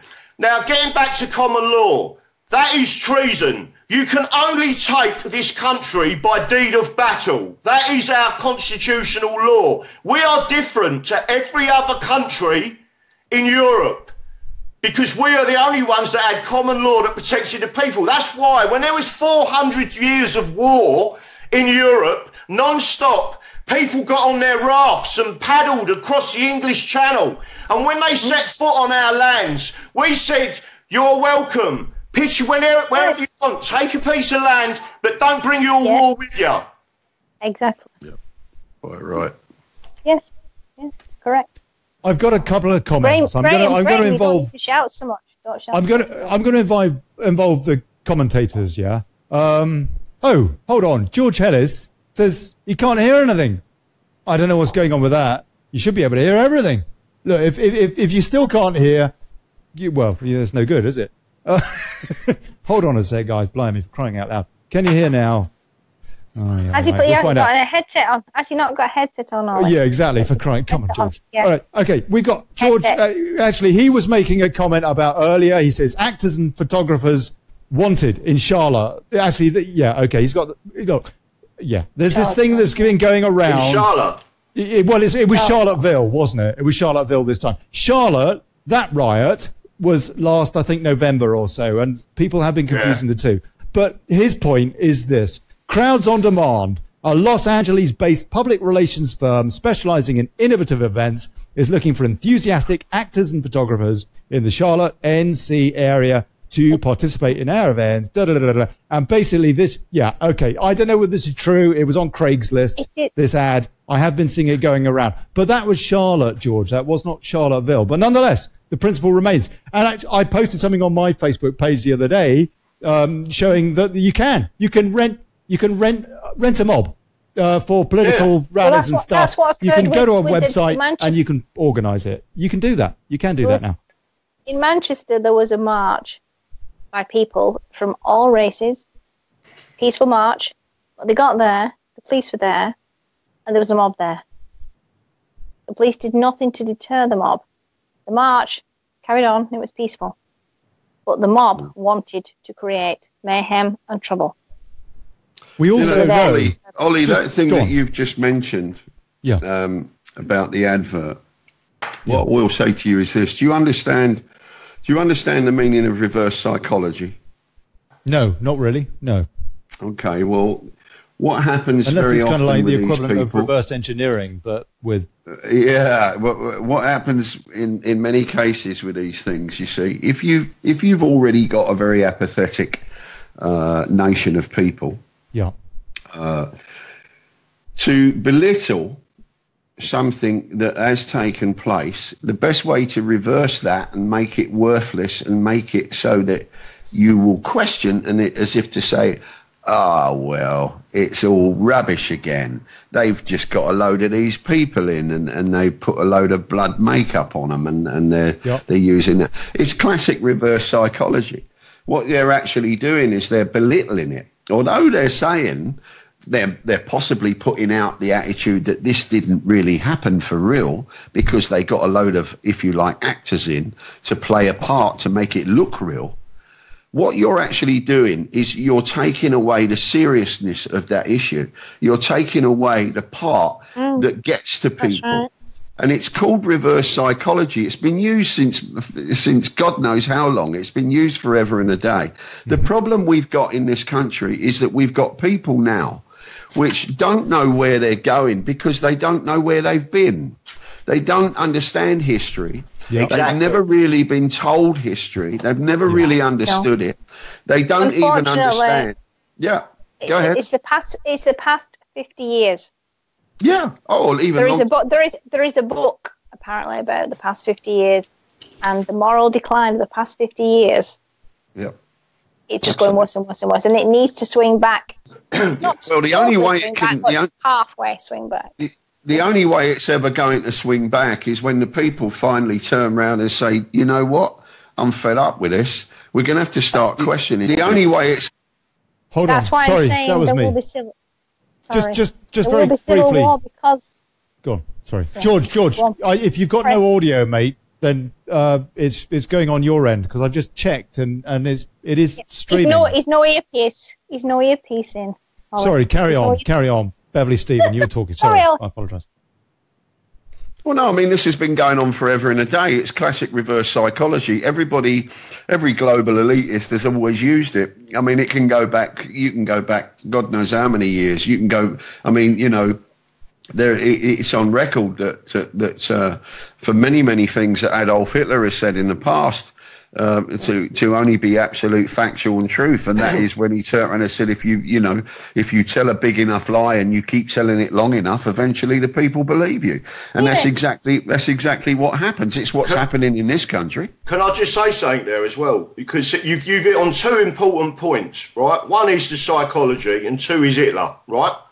The left keep referring to Hitler as on the right. Yeah, right? No, National Socialism, for God's sake. I mean, he was a socialist. So the only people who are on the right are the people that believe in individual freedom, which is why I'm one of the members of another group that a lot of people have never heard of, right? Called SIP, which is the Society for Independent. It's independent. Never heard of, right? Apologies, that was me. Carry on. Yeah, the Society of Independent people basically, and that was it was originally set up in 1947. They see what was coming. But the other side of the fence is, Stephen's just brought up psychology. What the Nazis was really good at, and why they had the Hitler Youth, was because they got into the minds of children, and that then bred in up further. Something we're doing exactly the same now. Same now. With teachers in It has to be said. It has to be said. Goebbels, university. That's what's Goebbels occurring. was one of the original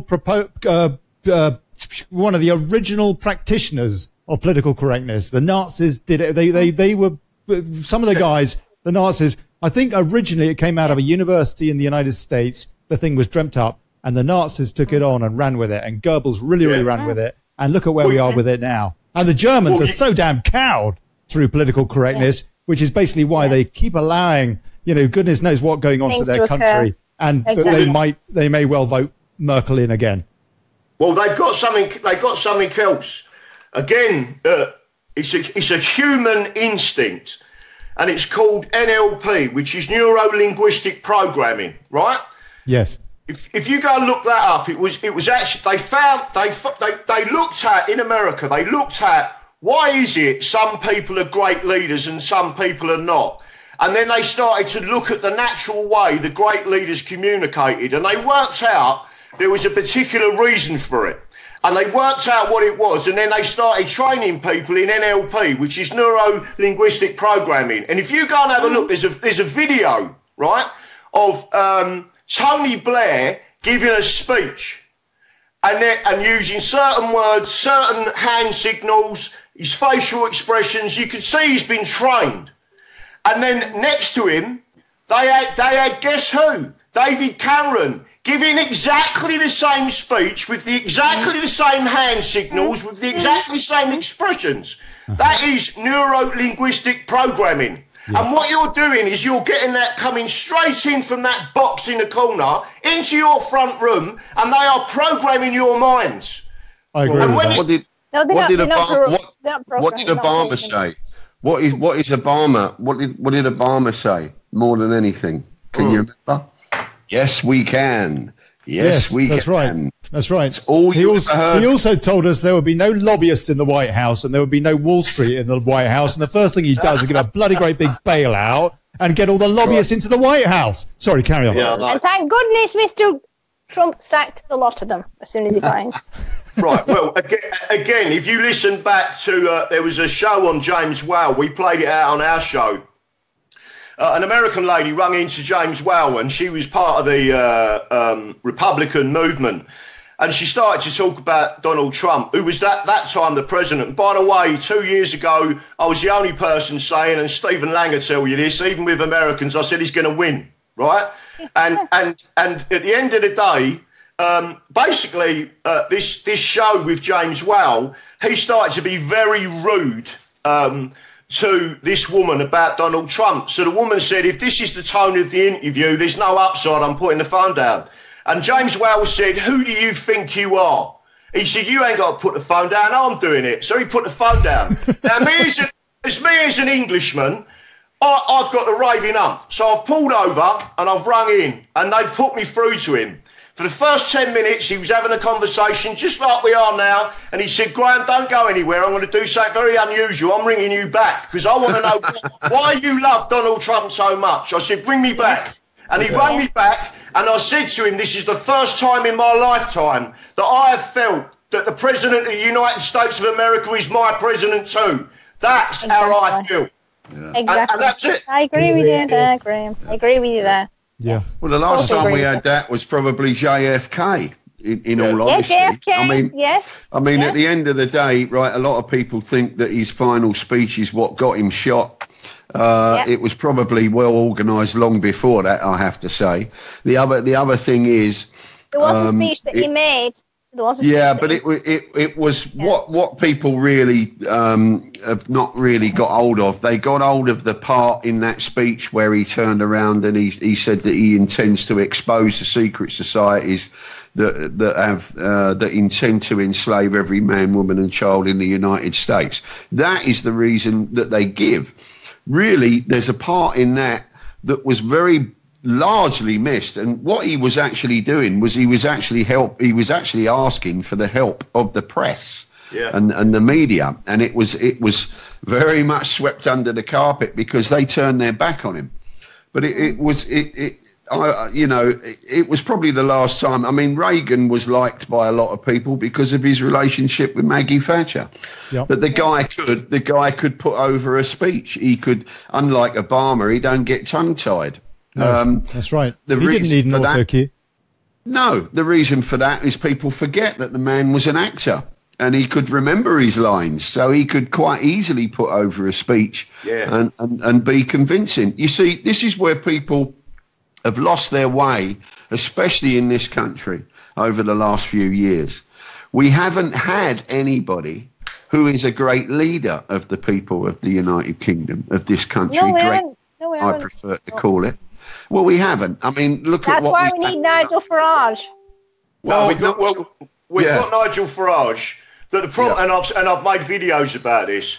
The problem with Nigel is he done a great job as a movement. When they morphed into a political party, they then incorporated an NEC. They allowed people to infiltrate the party, and that includes the NEC.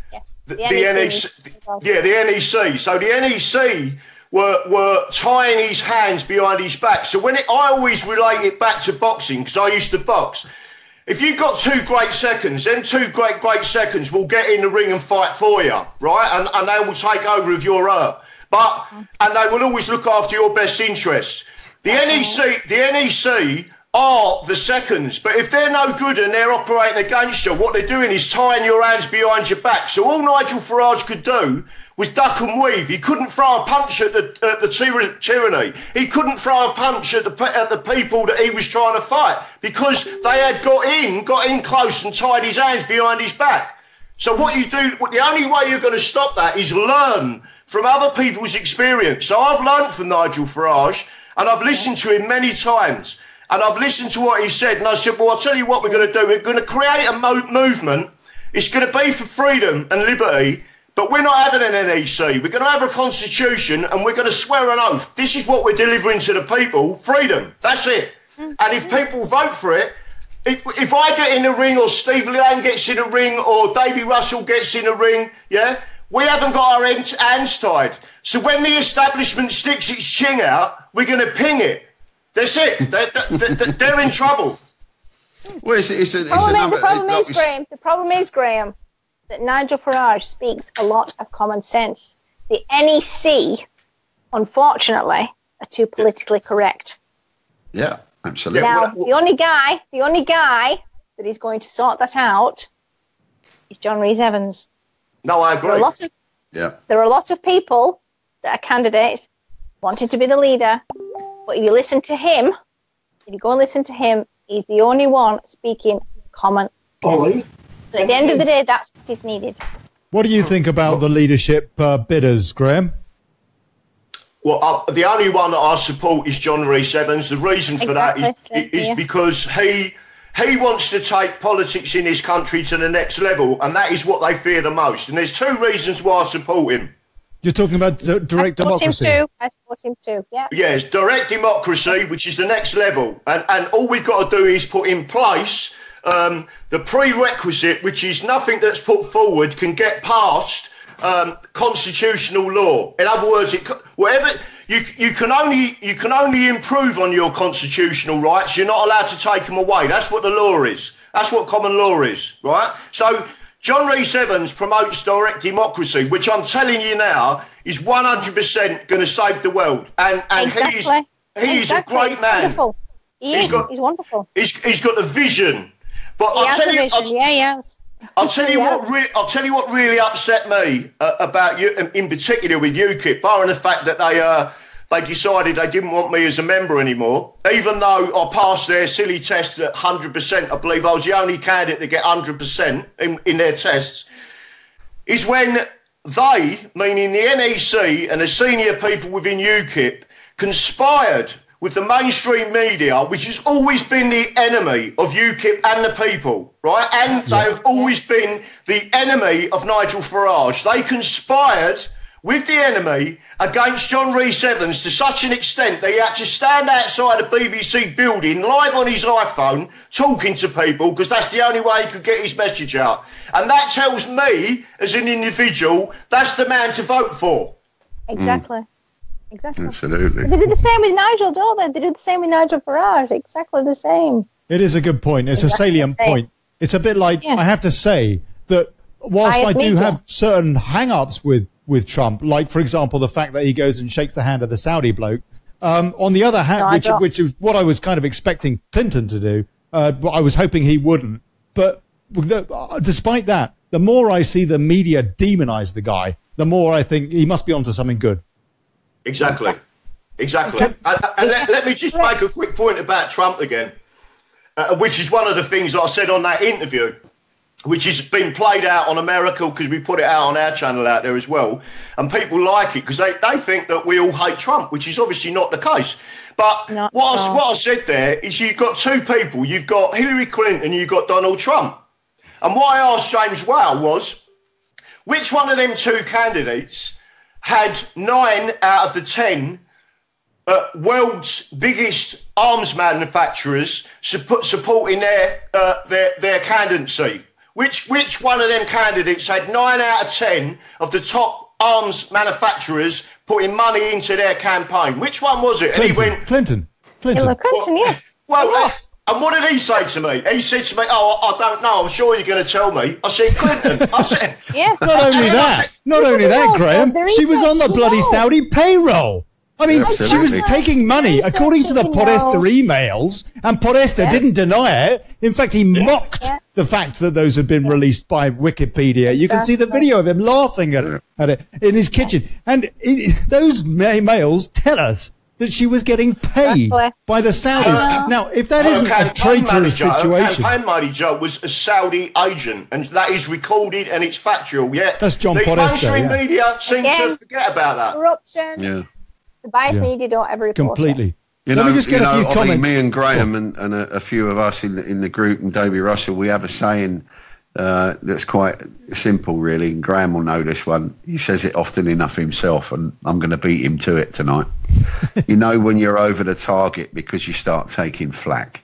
Yeah, that's right. That's right. And that's exactly what goes on with all of it, including Trump and everybody else. That's great.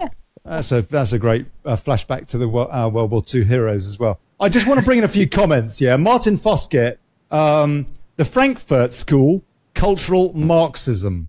Okay, he's basically all right. And he says reverse psychology is a technique involving the advocacy of a belief or behavior that is opposite to the one desired, with the expectation that with this approach will encourage the subject to the persuasion to do what actually is desired, the opposite of what is suggested. Okay, that's absolutely great. Right. George Hellis wasn't able to hear me, but I think probably can now. And Chris Baxter. Now, okay, so I want to come back a bit to common law, if I may, off the back of this comment. Chris Baxter is saying Magna Carta was first issued in 1215. The Charter was reissued 3 times in the reign of King Henry III in 1216, 1217, and 1225. Each superseding the previous version. It was latterly confirmed by King Edward I in his Charter of 1297. It is elements of this later version which remain part of the law of England and Wales. A copy of the 1297 Charter, as it remains in law, along with details of the acts by which various clauses were repealed, can be found on the UK Statute Law database maintained by the Office of Public Sector Information. Now, you're saying, Graham, that basically we're being lied to by the government. That if we were to go to the UK Statute Law database, you're saying that basically it's all been spun. Right. So the answer to that question is the original 1215 document still stands because it was in perpetuity. You cannot repeal it. You can't repeal it because it was a peace treaty. And it was in perpetuity. And if you actually read it, it says to our heirs, right? Well, like it or not, we're all heirs. Yeah, we're heirs to that Magna Carta. The fact is that they have They have not taught that you get some highly intelligent people. I've got a bit of a saying here, and I don't mean to be disrespectful. I've got a bit of a saying here, yeah, that passion beats degrees, right? And I've spoken. I agree with that. I agree with that. I didn't do any of that stuff. Yeah, go on. I have another saying that common sense. Yeah. We don't all have it.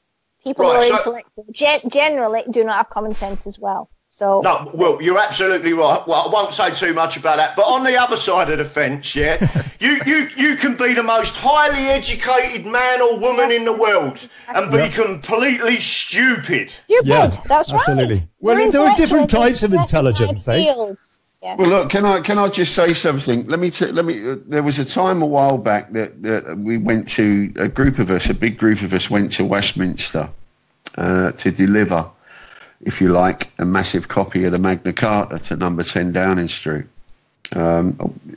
Besides that, I'll go round that and I'll tell you something. It was mainly to do with Clause 61. And let me just say this as well.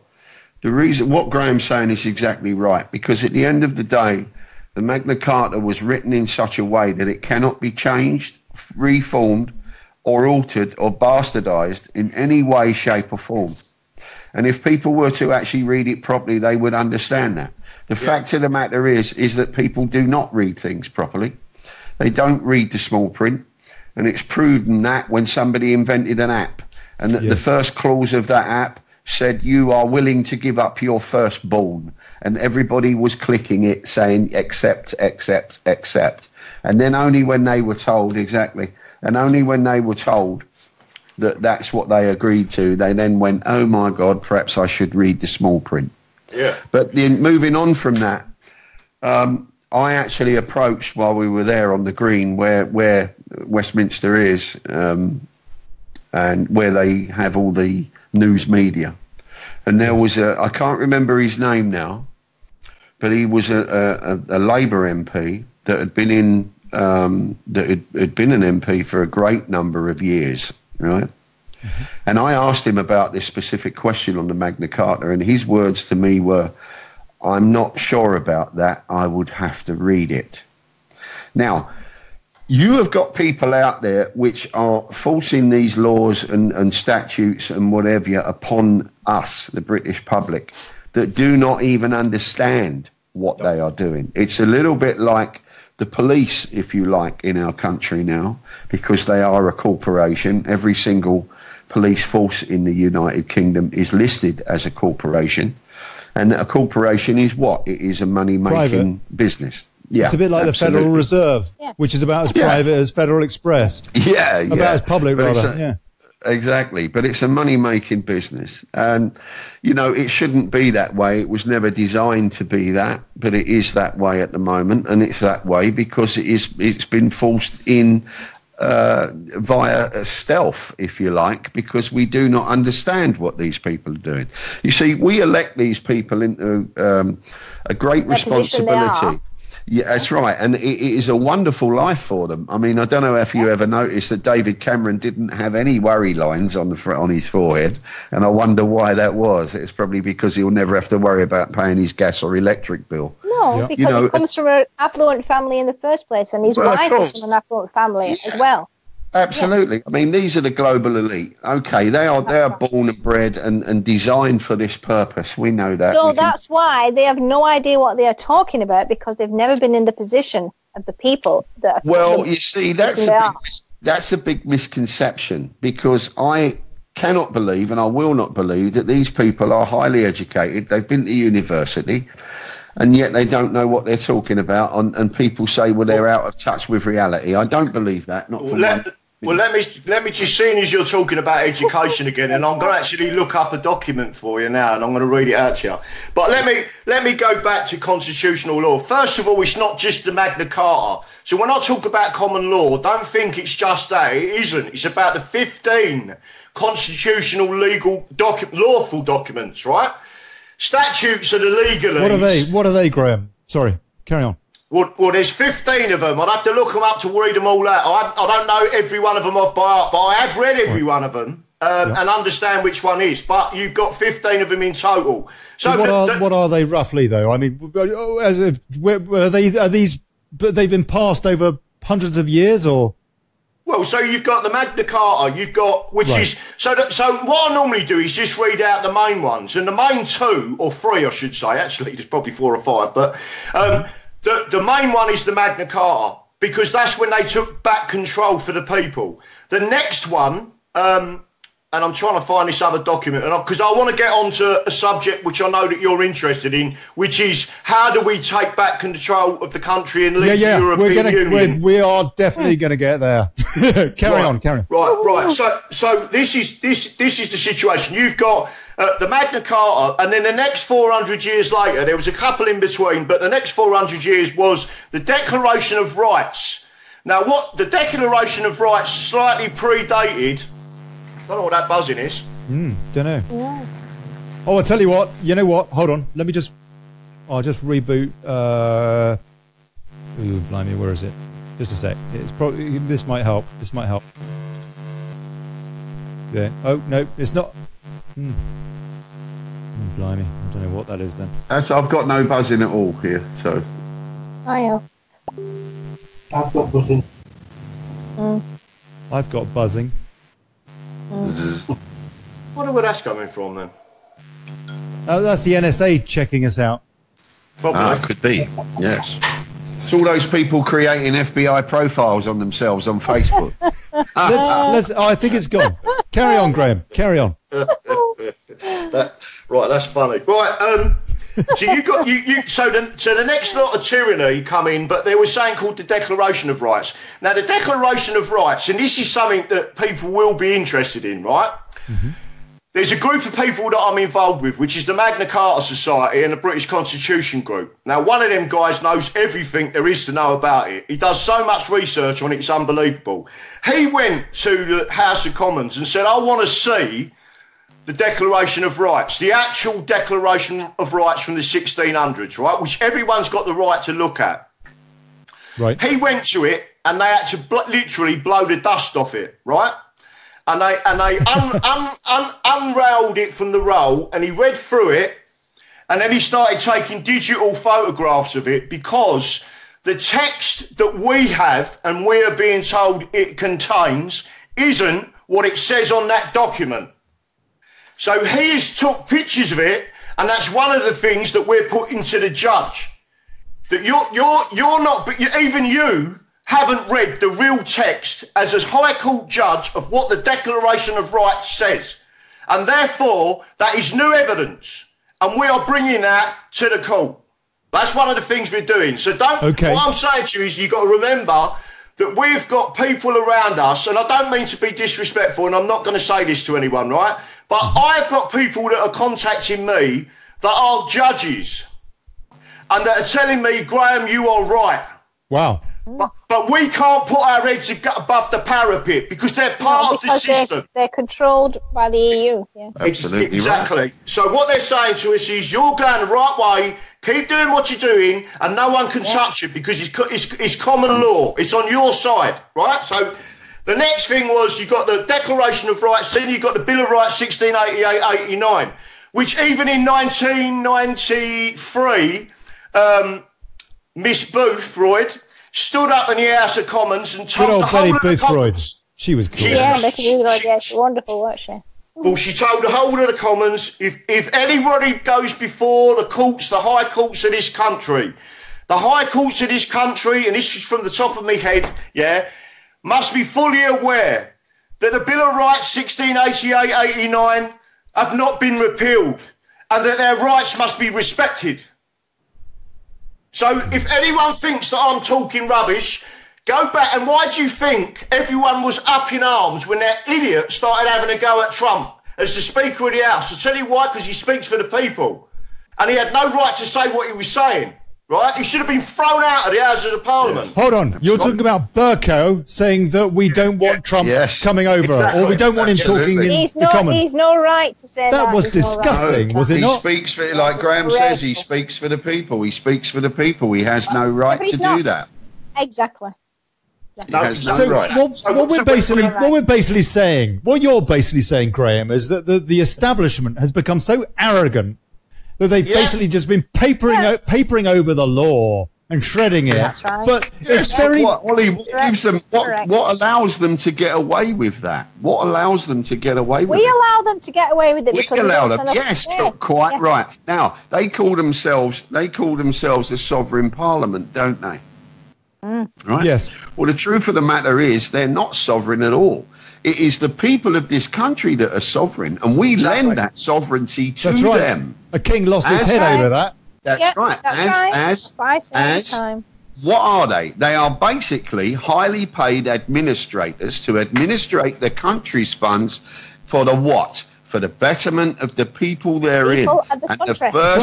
That's right. And the first rule is to protect the people of this country. And I've said it at the top. Right.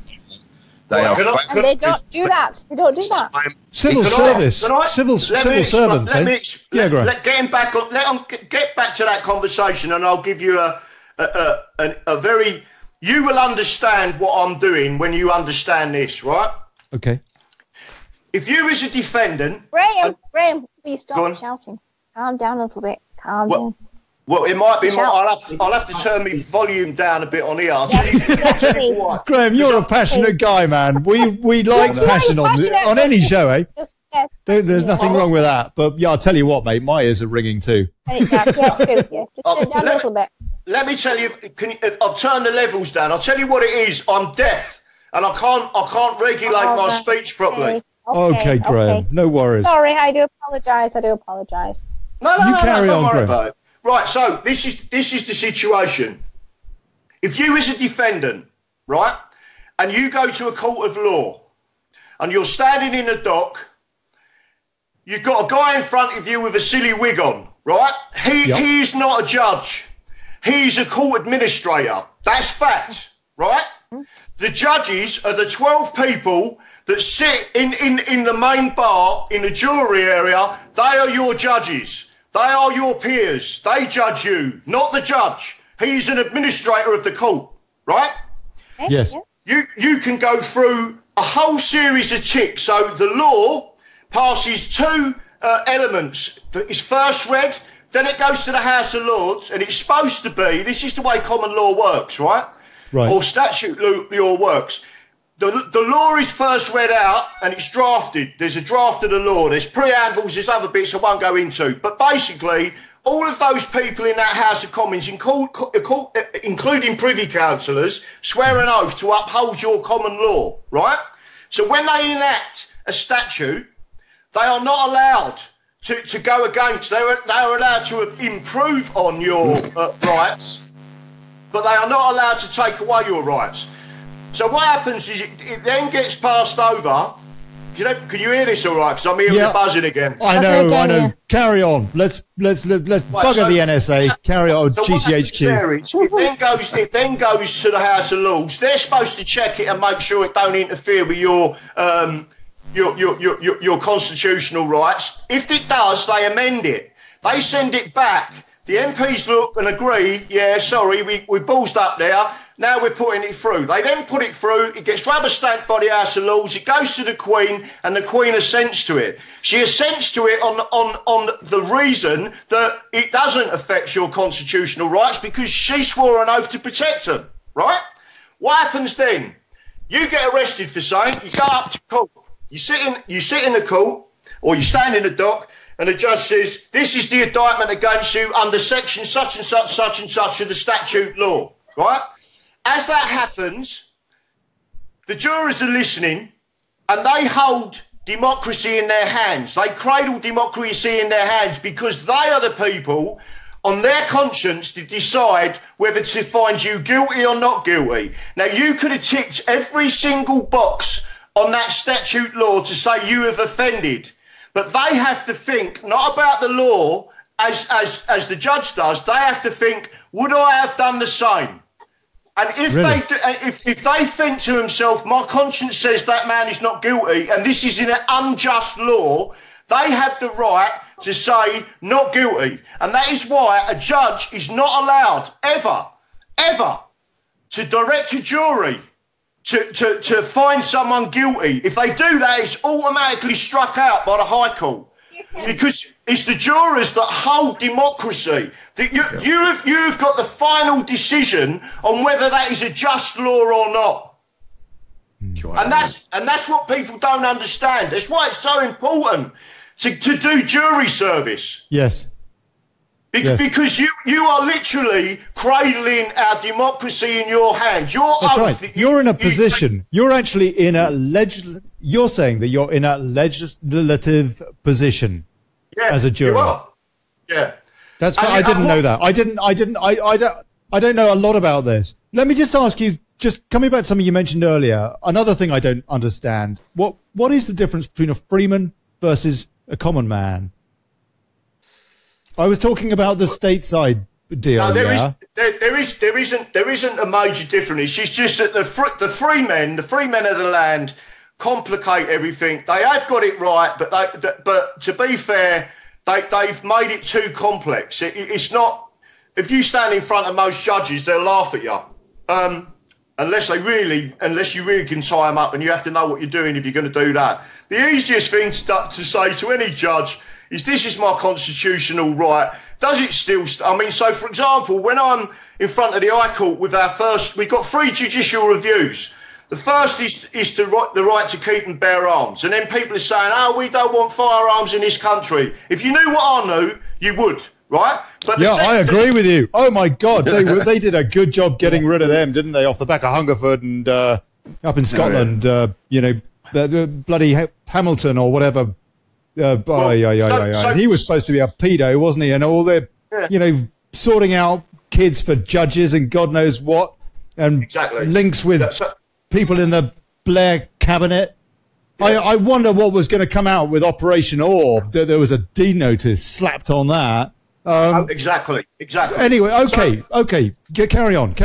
So the first judicial review is about that, and it's not Dunblane. Sorry, carry on. It's not about firearms. It is about firearms, but it's about your right. So what I'm saying to you is the policy of the government, right, to say that, and believe it or not, this is what they say: firearms are not suitable for self-defence. Well, if that's correct, why is it that your police officers carry firearms under their common law rights? Because that's what they're doing, right? So under their common law rights? Well, because they're not licensed. Well, the cops... They're not licensed. No, they're not licensed. They carry firearms under their common law rights. Okay. And again, that's what people don't understand. So on the other side of the fence, what I'm trying to say to you is, it's the government policy to remove your right to self-defence. That's what they say. That's the documentation that I've received. So what I'm saying to you is, if the government tomorrow decide that it's their policy that no one else is going to have jury trials because they're too expensive, you've just lost your right to a jury trial. Yeah, and let's not forget something here, Ollie. A little while ago, you probably know about this. They've only recently given back the right to the general public, the right to take your company to court and have and to be able to have that paid for by the country. In other words, what they did was they first took it away, and it cost a lot of money, so it stopped people from taking their companies to court on a grievance or whatever. They've now given that back, and what did the court judge on? What did the judge say the reason why he's going to give it back to the people? And he used one simple sentence, and that was because he felt it was what? Unconstitutional. Exactly. So we've now got that back. We can now get that if we want to take our company to court, because that's we've actually been a unfairly fantastic treated. Ruling. That really is a very important. I didn't know that. I didn't know that. Yes, but it is not just a fantastic ruling. It's an absolutely brilliant ruling, because let me tell you, he has already now set the ball rolling a little bit faster after Gina Miller gave it one hell of a kick. You see, that is where I can take you back to that, and these things are interlinked, you know. And once you start these judges and give the judges actually back their power in the sense of taking them away from the system itself, most of the judges will err on the side of common law because they have to, and there's a reason for that. So let me get back to. Yeah. So I've asked our followers. There's 2 other judicial reviews we're doing, right? And one was to reclassify Islam as a genocidal political ideology, right, which it is, and I've got the documentation. I've also got an Islamic scholar that's coming to court with us as an expert witness to say that's exactly what it is, right? Yeah. And we've got internet, right. But the other one that people would be more interested in is that we are going to the High Court to void the European Communities Act of 1972. And that is what they're terrified of, because they know, I know, how to do that, and they don't like it. And that is why they even stuck a virus into our group to try and destroy everything we was doing. I thought it was hilarious. All these people was getting upset, and I said, listen, we're taking flat, we're over the target, right? Yeah, so anyway, so the quick point is this: how do you do that, and why do you do it? Well, the answer is this. Going back to the way that you enact laws, if you go back to Lord Chief Justice Laws and what he said about the metric martyrs, he actually said that the European Communities Act of 1972 was elevated to constitutional status by the referendum. Now, the first thing to remember, and you must remember this, that the second referendum, which is the one that we've just had, we're not going for a third referendum. We're going to absolutely destroy this while we got the opportunity, right? The basis of it is that referendum took the constitutional double lock off the European Communities Act 1972. So if enough of us get voted in, we can actually repeal it. But we don't want to repeal it, because a repeal means that you can bring it back. And that's what May's doing at the moment. All she's doing is putting the European Union on hold. Yeah, right? I think there's a lot in that. Go on. Right, so what we're doing is we're taking it to court, and we are proving, one, that under the Vienna Convention on treaties, basically, we can prove deceit and fraud, which we can, right? So therefore, the European Union treaties are therefore void under that treaty agreement, and no barrister is bringing that up, right? The second thing we can prove is that Edward Heath was 100% a crook, and there was a few other people involved as well. Yeah, that's right. Douglas Hurd, for example. Yeah, yes. Douglas Hurd, a lot of them. Right, John Major, let me tell you something. You're actually talking about FCO 301048, aren't you? Yeah, basically. Okay, and it was kept under lock and key for 30 years. I'll pull up a web page for folks so you can see a bit of what's written in that. But yeah, carry on, Graham. Sorry. Right. So the answer is that there's 2 elements to this. The first is this, and it's quite simple. These people are all corrupted that are in the Commons at the moment. That's why they're fighting against the people. We've already said we want to leave, and they're saying no, we don't, because they're on the gravy train, right?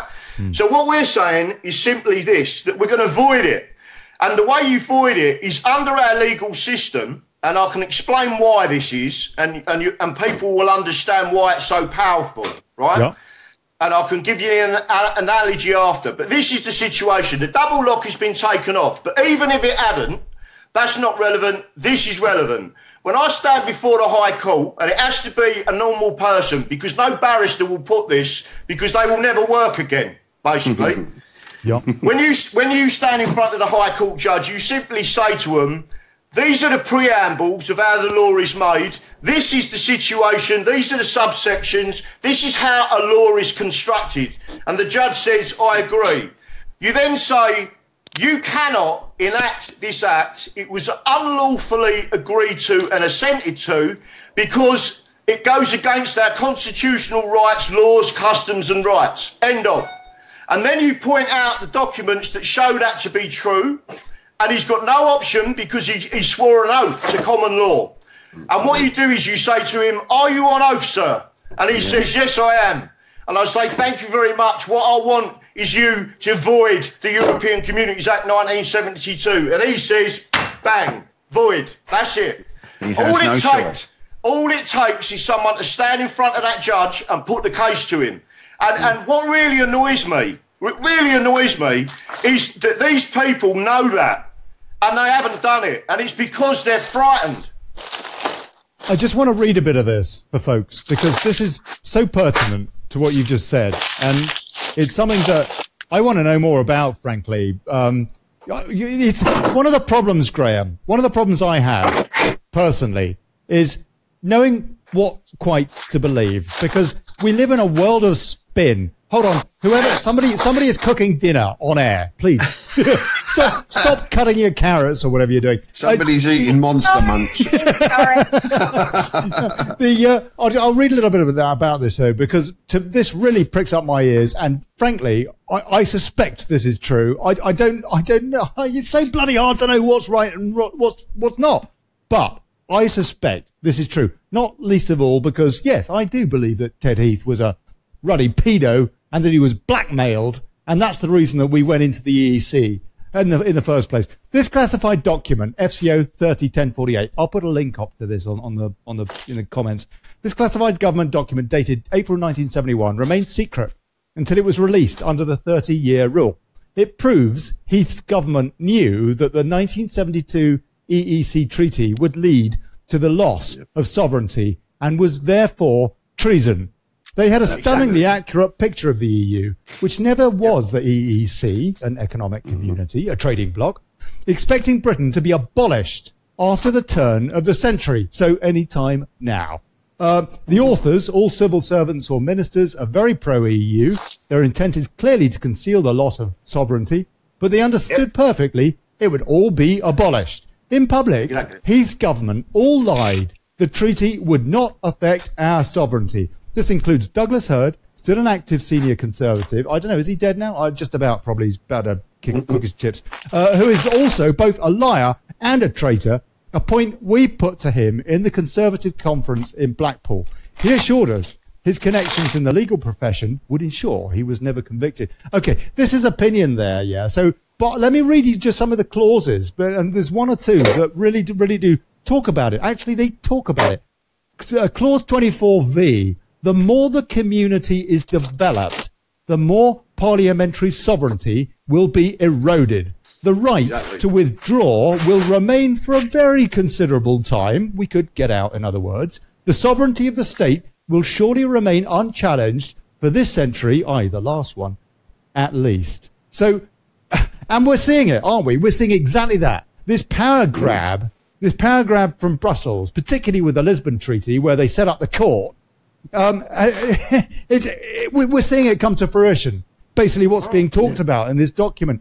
But this was released under the 30-year rule. And how much of this did we see in the mainstream media about this? It beggars belief, doesn't it? But it does strike me that to be honest with you, Graham, I don't know. I'm not a legal brain. I'm not that bright, frankly. And I know you've really done your research. I've watched some of your shows, and I'm very impressed, frankly. I really am. And but it's so hard to know.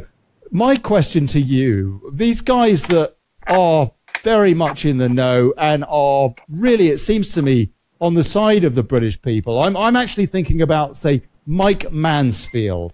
I mean, do we not have allies that we could get on our side to argue this case that you're talking about? No, you've got to unplug. I wouldn't trust them, right? Because I want to make two further points on that, and this is all about our constitutional law and how we're leaving. And I also want to confirm why. Remember, I said there's an analogy I've got, and people will understand the analogy, right? And it's the reason why they can't deny me, because if they did, they cause themselves the elite, massive problems. But before I do that, I just want Steve to mention something. I'm not going to say what it is. I'm going to say to him this question, right? And I want Steve to answer it. Yep. Why did they ban, or why did they try and get rid of grammar schools? Oh, well, Why I did they thought... get Oh, rid of sorry. grammar schools? Question for you. Sorry, go on. Why did they get rid of grammar schools? Well, for one specific reason, and that Because they were is doing a because bloody they good job at wanted to- educating people. Well, no, because at the end of the day, you see, I went to a grammar school. It was a grammar school to begin with, and it's remained so for about a year or two after I went there, and then it all became comprehensive. They got rid of grammar schools because, first of all, you've got to dumb down the public. You've got to dumb down the population. Absolutely. You've got to lower the level. Now, let me just mention something else. Today, we've had, yet again, haven't we? We've had this record number of amount of people that are coming out with A-levels and stars and positives and this, that and the other. So what? We're led to believe that all of a sudden we've got a nation full of ultra-bright children or people leaving the country. Well, I'm afraid to say, parents, it isn't that.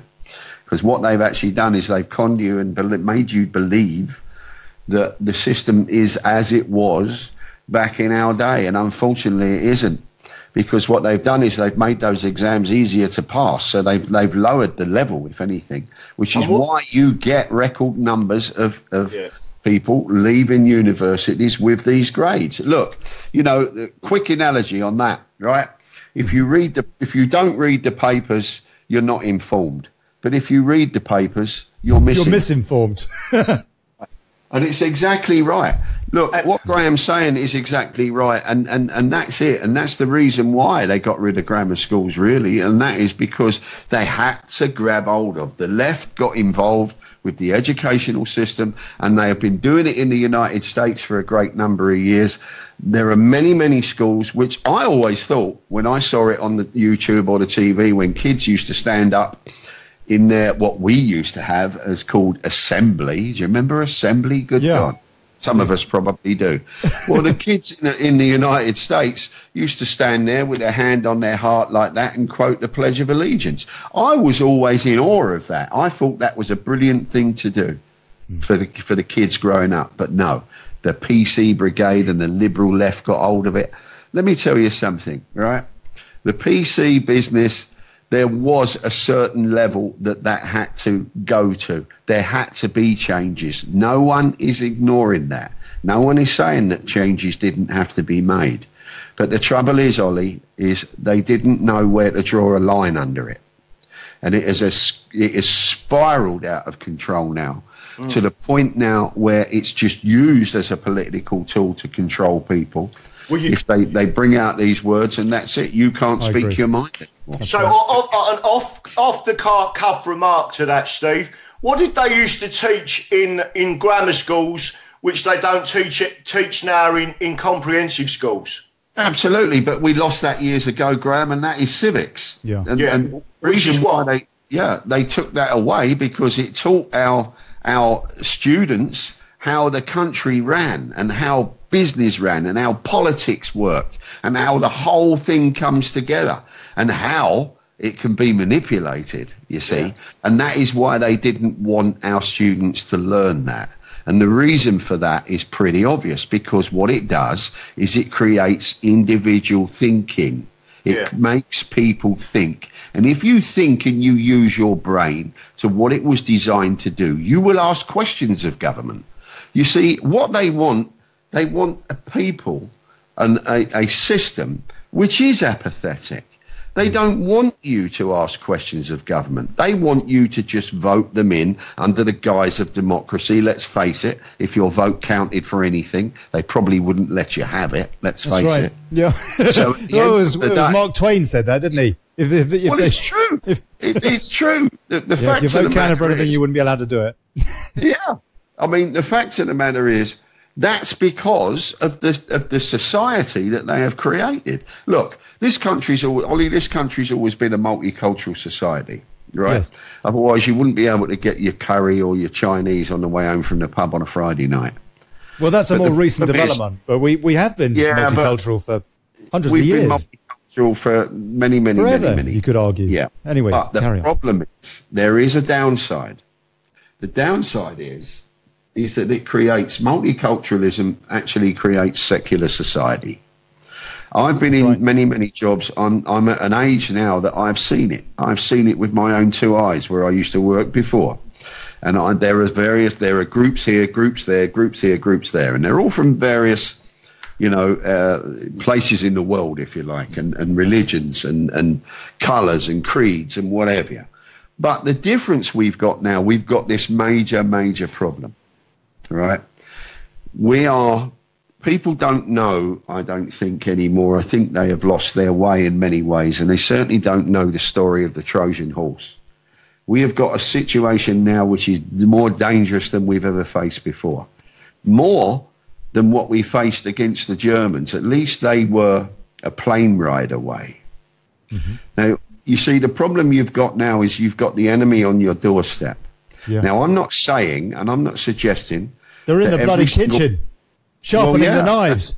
I'm not saying that every one of these people are potentially that way. But what I will say to you is this.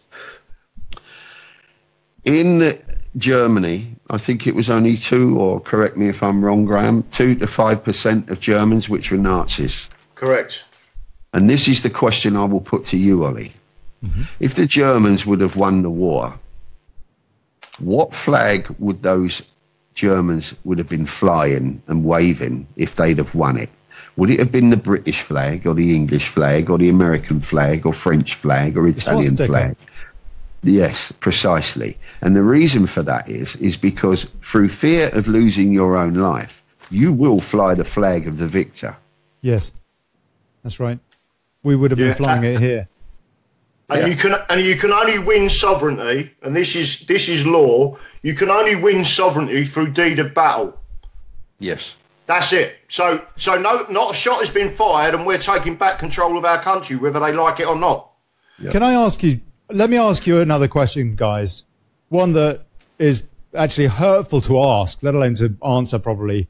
Does this mean that our Queen is a traitor because she sat back and hasn't done her duty to uphold the best interests of the British people by allowing this kind of whitewash of our laws? I'll tell you what. You've asked a question that has upset me to my deepest core, and my direct answer, and I'm almost emotional about this, is I don't want to believe that she is a traitor to us. That's my...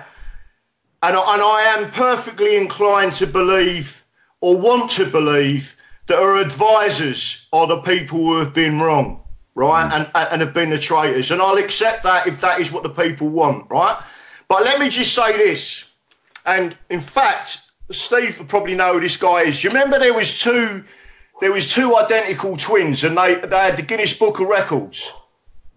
And I can't remember their names. One, it was something like McCarthy or something like that. It was McWhorter. Right. Well, one of them... They were always on with Roy Castle, weren't they, on record? Correct. Ross McWhorter, yeah. Right. Well, they were both patriots. One of them took the Queen to court, and he put in an extensive, detailed charge of treason against Her Majesty the Queen. 3 days before the decision of the High Court, he was shot in the head on his doorstep. Blimey. And the government said it was the IRA. That sounds a bit Jill Dando, doesn't it? Just as an aside. The government said it was the IRA, right? But what people don't know is that there was only another 3 days to wait before the High Court had to give their decision on whether the Queen was treasonous. And next thing you know, he had got a bullet in his head on his doorstep. Blimey. Yeah, exactly right. You see, the fact of the matter is, and there's also something else that not a lot of people were aware of, Olly, and that is back in November of 2014, I think it was, the Queen actually signed away a lot, or what she thought, perhaps. She signed away to the European Commission and the European courts a lot of our common law. Yeah. That in itself is treason, because no sovereign nation is allowed to be governed by any foreign body whatsoever. It is treasonous. Look at Prince Charles, and again, massive respect to Nigel Farage. When Prince Charles went to the European Parliament, he stood up and gave a speech and said, we're going to give you more power. We're going to relinquish more sovereignty to you. That's right. And that's the future king. Yeah. Well, the last two kings. But he wants to be defender of faiths as well, doesn't he? I mean, the guy is completely on, in cloud cuckoo land in terms of. Well, let's not forget here, okay, that Windsor is not their real name. Their real name is Saxe-Coburg Gotha. Yeah. Actually, the official name has got a few more words chucked into it, I think. I'm sure it has. But German. No, it's a fact. Sure. I mean, look, going back to your question, Ollie, she is in treason at the moment. The fact of the matter is, whether she knows it or not, we all like to believe, the patriots amongst us, that she is unaware of it. It's quite possible that she is unaware of it. But you see, she gives sovereignty through us to her government to run the affairs of this country. Now, she then must believe in that government. Okay? Now, the only thing that we can do, the Queen still holds the overall power of this country. She can decide the fate of any government. She's the most powerful woman in the world. Absolutely. Yep. And let's not forget. You see, but the thing is, how many people go marching on Buckingham Palace demanding this and demanding that? They don't do it. Whenever you see Westminster, but not enough. March on Westminster. Westminster's lost. It's gone. It's finished. Forget Westminster. The worst place in the world you can march on is Westminster. The best place, if you ever want to get change, is march on Buckingham Palace. Exactly. That makes a sense. That does. And actually, it's going to be a lot more symbolic to do that as well. I was actually asking. Beverley's gone now, bless her.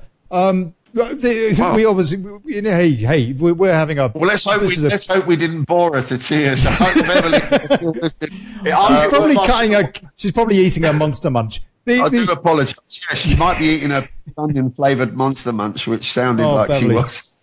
She was. We were actually, before you guys came on, we were having a bit of a chat about this Brexit betrayal stuff going on, and I was asking her, and I'm trying to rack my brains, what are we going to do to hold this government's feet to the fire? And well, actually, you guys are saying you really need to try and hold the Queen's feet or the monarch's feet to the fire. Is that kind of what you're saying? That's exactly what we're saying. What we're saying is this. If you want to take back control of this country, right?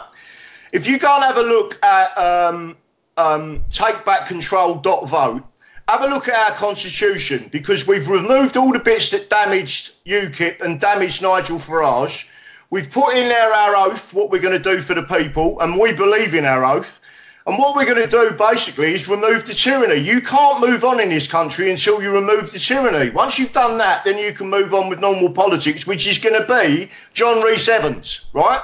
So the major point that I'm saying is, once we've already got tens, and I'm talking about more than 30, in 6 weeks, more than 30 candidates already come forward. If we get 650 candidates ready to go, and we're not talking to mainstream media, we're not interested in mainstream media, when we've got the 650 candidates, we are going to march on Buckingham Palace, and under our constitutional rights, we are saying to the Queen of England, through petition, we want you to dissolve Parliament. She will then dissolve Parliament. You will then go and vote, take back control. We will then instigate treason in Parliament, because we're the people in there against the people who have caused this tyranny. And what I've said is we'll build a prison at St Helena, big enough to take them all, and they can stay there. Right? Yeah, that's it. Absolutely. And then we move on with our lives. If they want the utopia of Nazism, communism, Fabianism, they can have it. But they can have it on that island while they're behind the door, and I hope they love the prison food, because that's exactly what they're getting. Guys, look, you know what? This has been so fascinating, and I want to learn more, and I have got more questions for you. But the God's honest truth is that I've got to wrap up. I have to wrap up. Yep. And will you please come back on, Grahame? Would you please just trust me that I'm a decent journalist, a proper journalist, not a bloody Viewsworth. Will you come back on? Can we? I will come back. for example, I want to do a show specifically about the Fabian Society, and I would love it if you guys would be involved in that. Would you? Well, absolutely. I certainly would. And the Fabian Society, just to tell people this, yeah, they are not a think tank. They founded the Labour Party. They are not a think tank, and they are the cancer, the political cancer in this country. And you need to cut it out, right? Yeah. Send them to St Helier, and we'll solve most of our problems.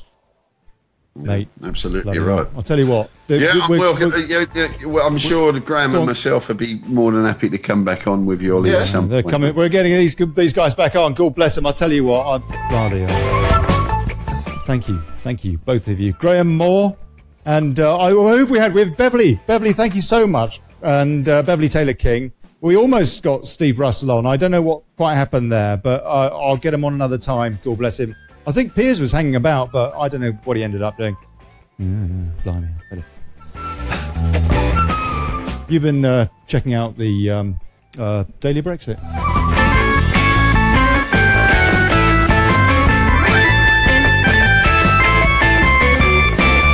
Stephen Lang as well. Yeah, Stephen Lang. I'll tell you what, big guest list today.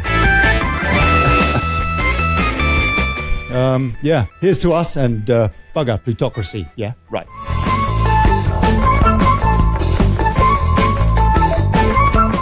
No show next Tuesday, guys. No show next Tuesday because things. Yeah, but I'm back on Thursday.